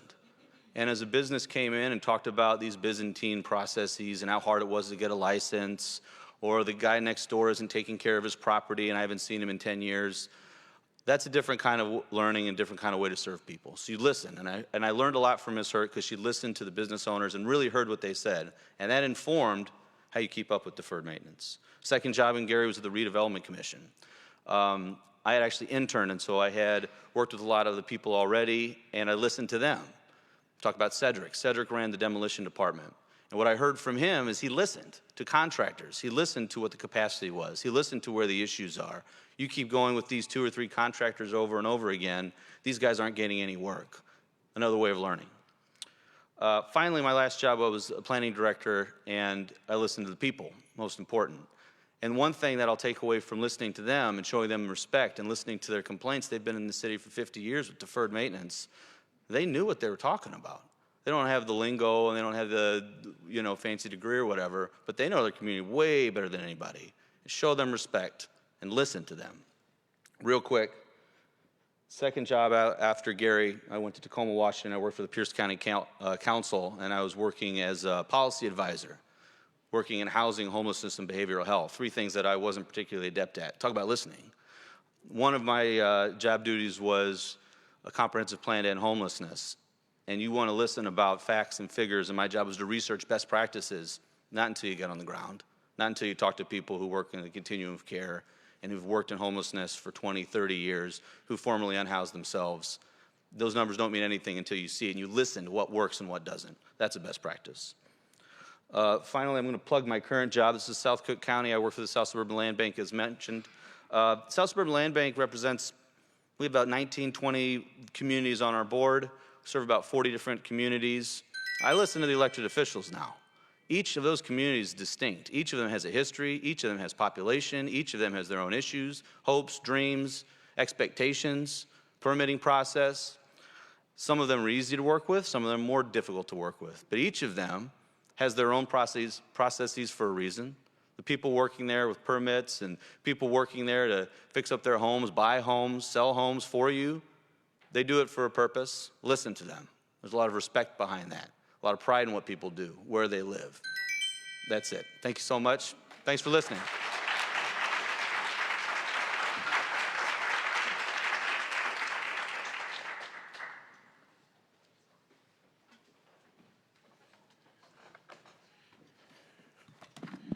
All right.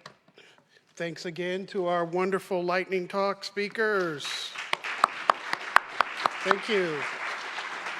Anyone who's had to prepare or give a talk knows how hard it is to gather your thoughts together, put them together in 5 minutes, and then we're sitting here with a timer, just stressing you out. But thank you to that. We've had some great discussions shared today regarding the meaning of public service. And so if you can bear with me for a minute, I'm going to just try to do a quick summary. But I know some folks are going to be wrapping up and trying to head out the door here soon. Just want to note there's a survey that we are asking folks to complete. There's a QR code on your table for that. There's more printed copies of it if you want to just do that outside. Also, there might be I'm hearing there might be some food left over, so you could grab a lunch maybe on your way out. All right, so so much was shared today, almost overwhelming amounts of just evidence of just the importance and value of public service to our democracy, to our society. But I do think I want to share, just in closing, a little bit of quick summary of thoughts here. Panel 1, where we specifically honed in on public service for a healthy democracy and its value and what it means. and the great speakers in that session. We heard from Renee reminding us that libraries are not going anywhere. We're here for you. And just a reminder that our local institutions often are the places and spaces that give us the best chance to really engage in with our government and in our institutions in ways other than voting. It seemed like from that we heard a theme that people were motivated by seeing the impact of their work. I think we heard that in the other panels as well. And then our keynote speaker, just super inspiring. One of his comments about thinking about service to one's needs.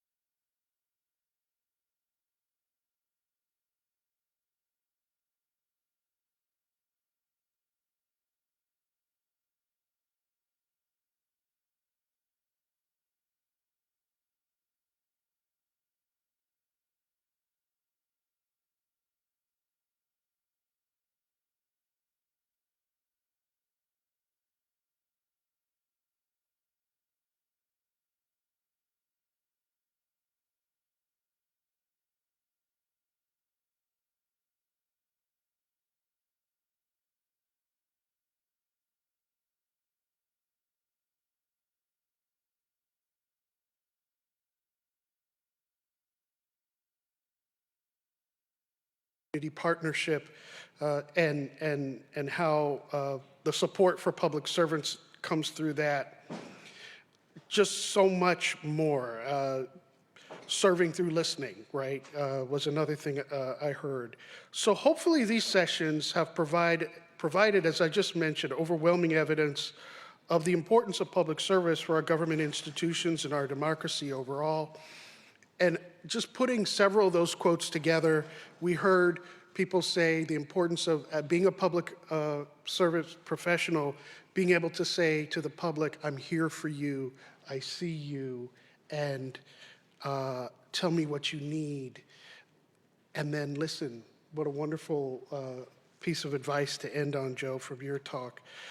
So from all these great points and commentary from the moderators, again, I hope you found something that was shared, either actionable, inspiring, or at least hopeful regarding building a more just and resilient community in all ways, specifically through public service.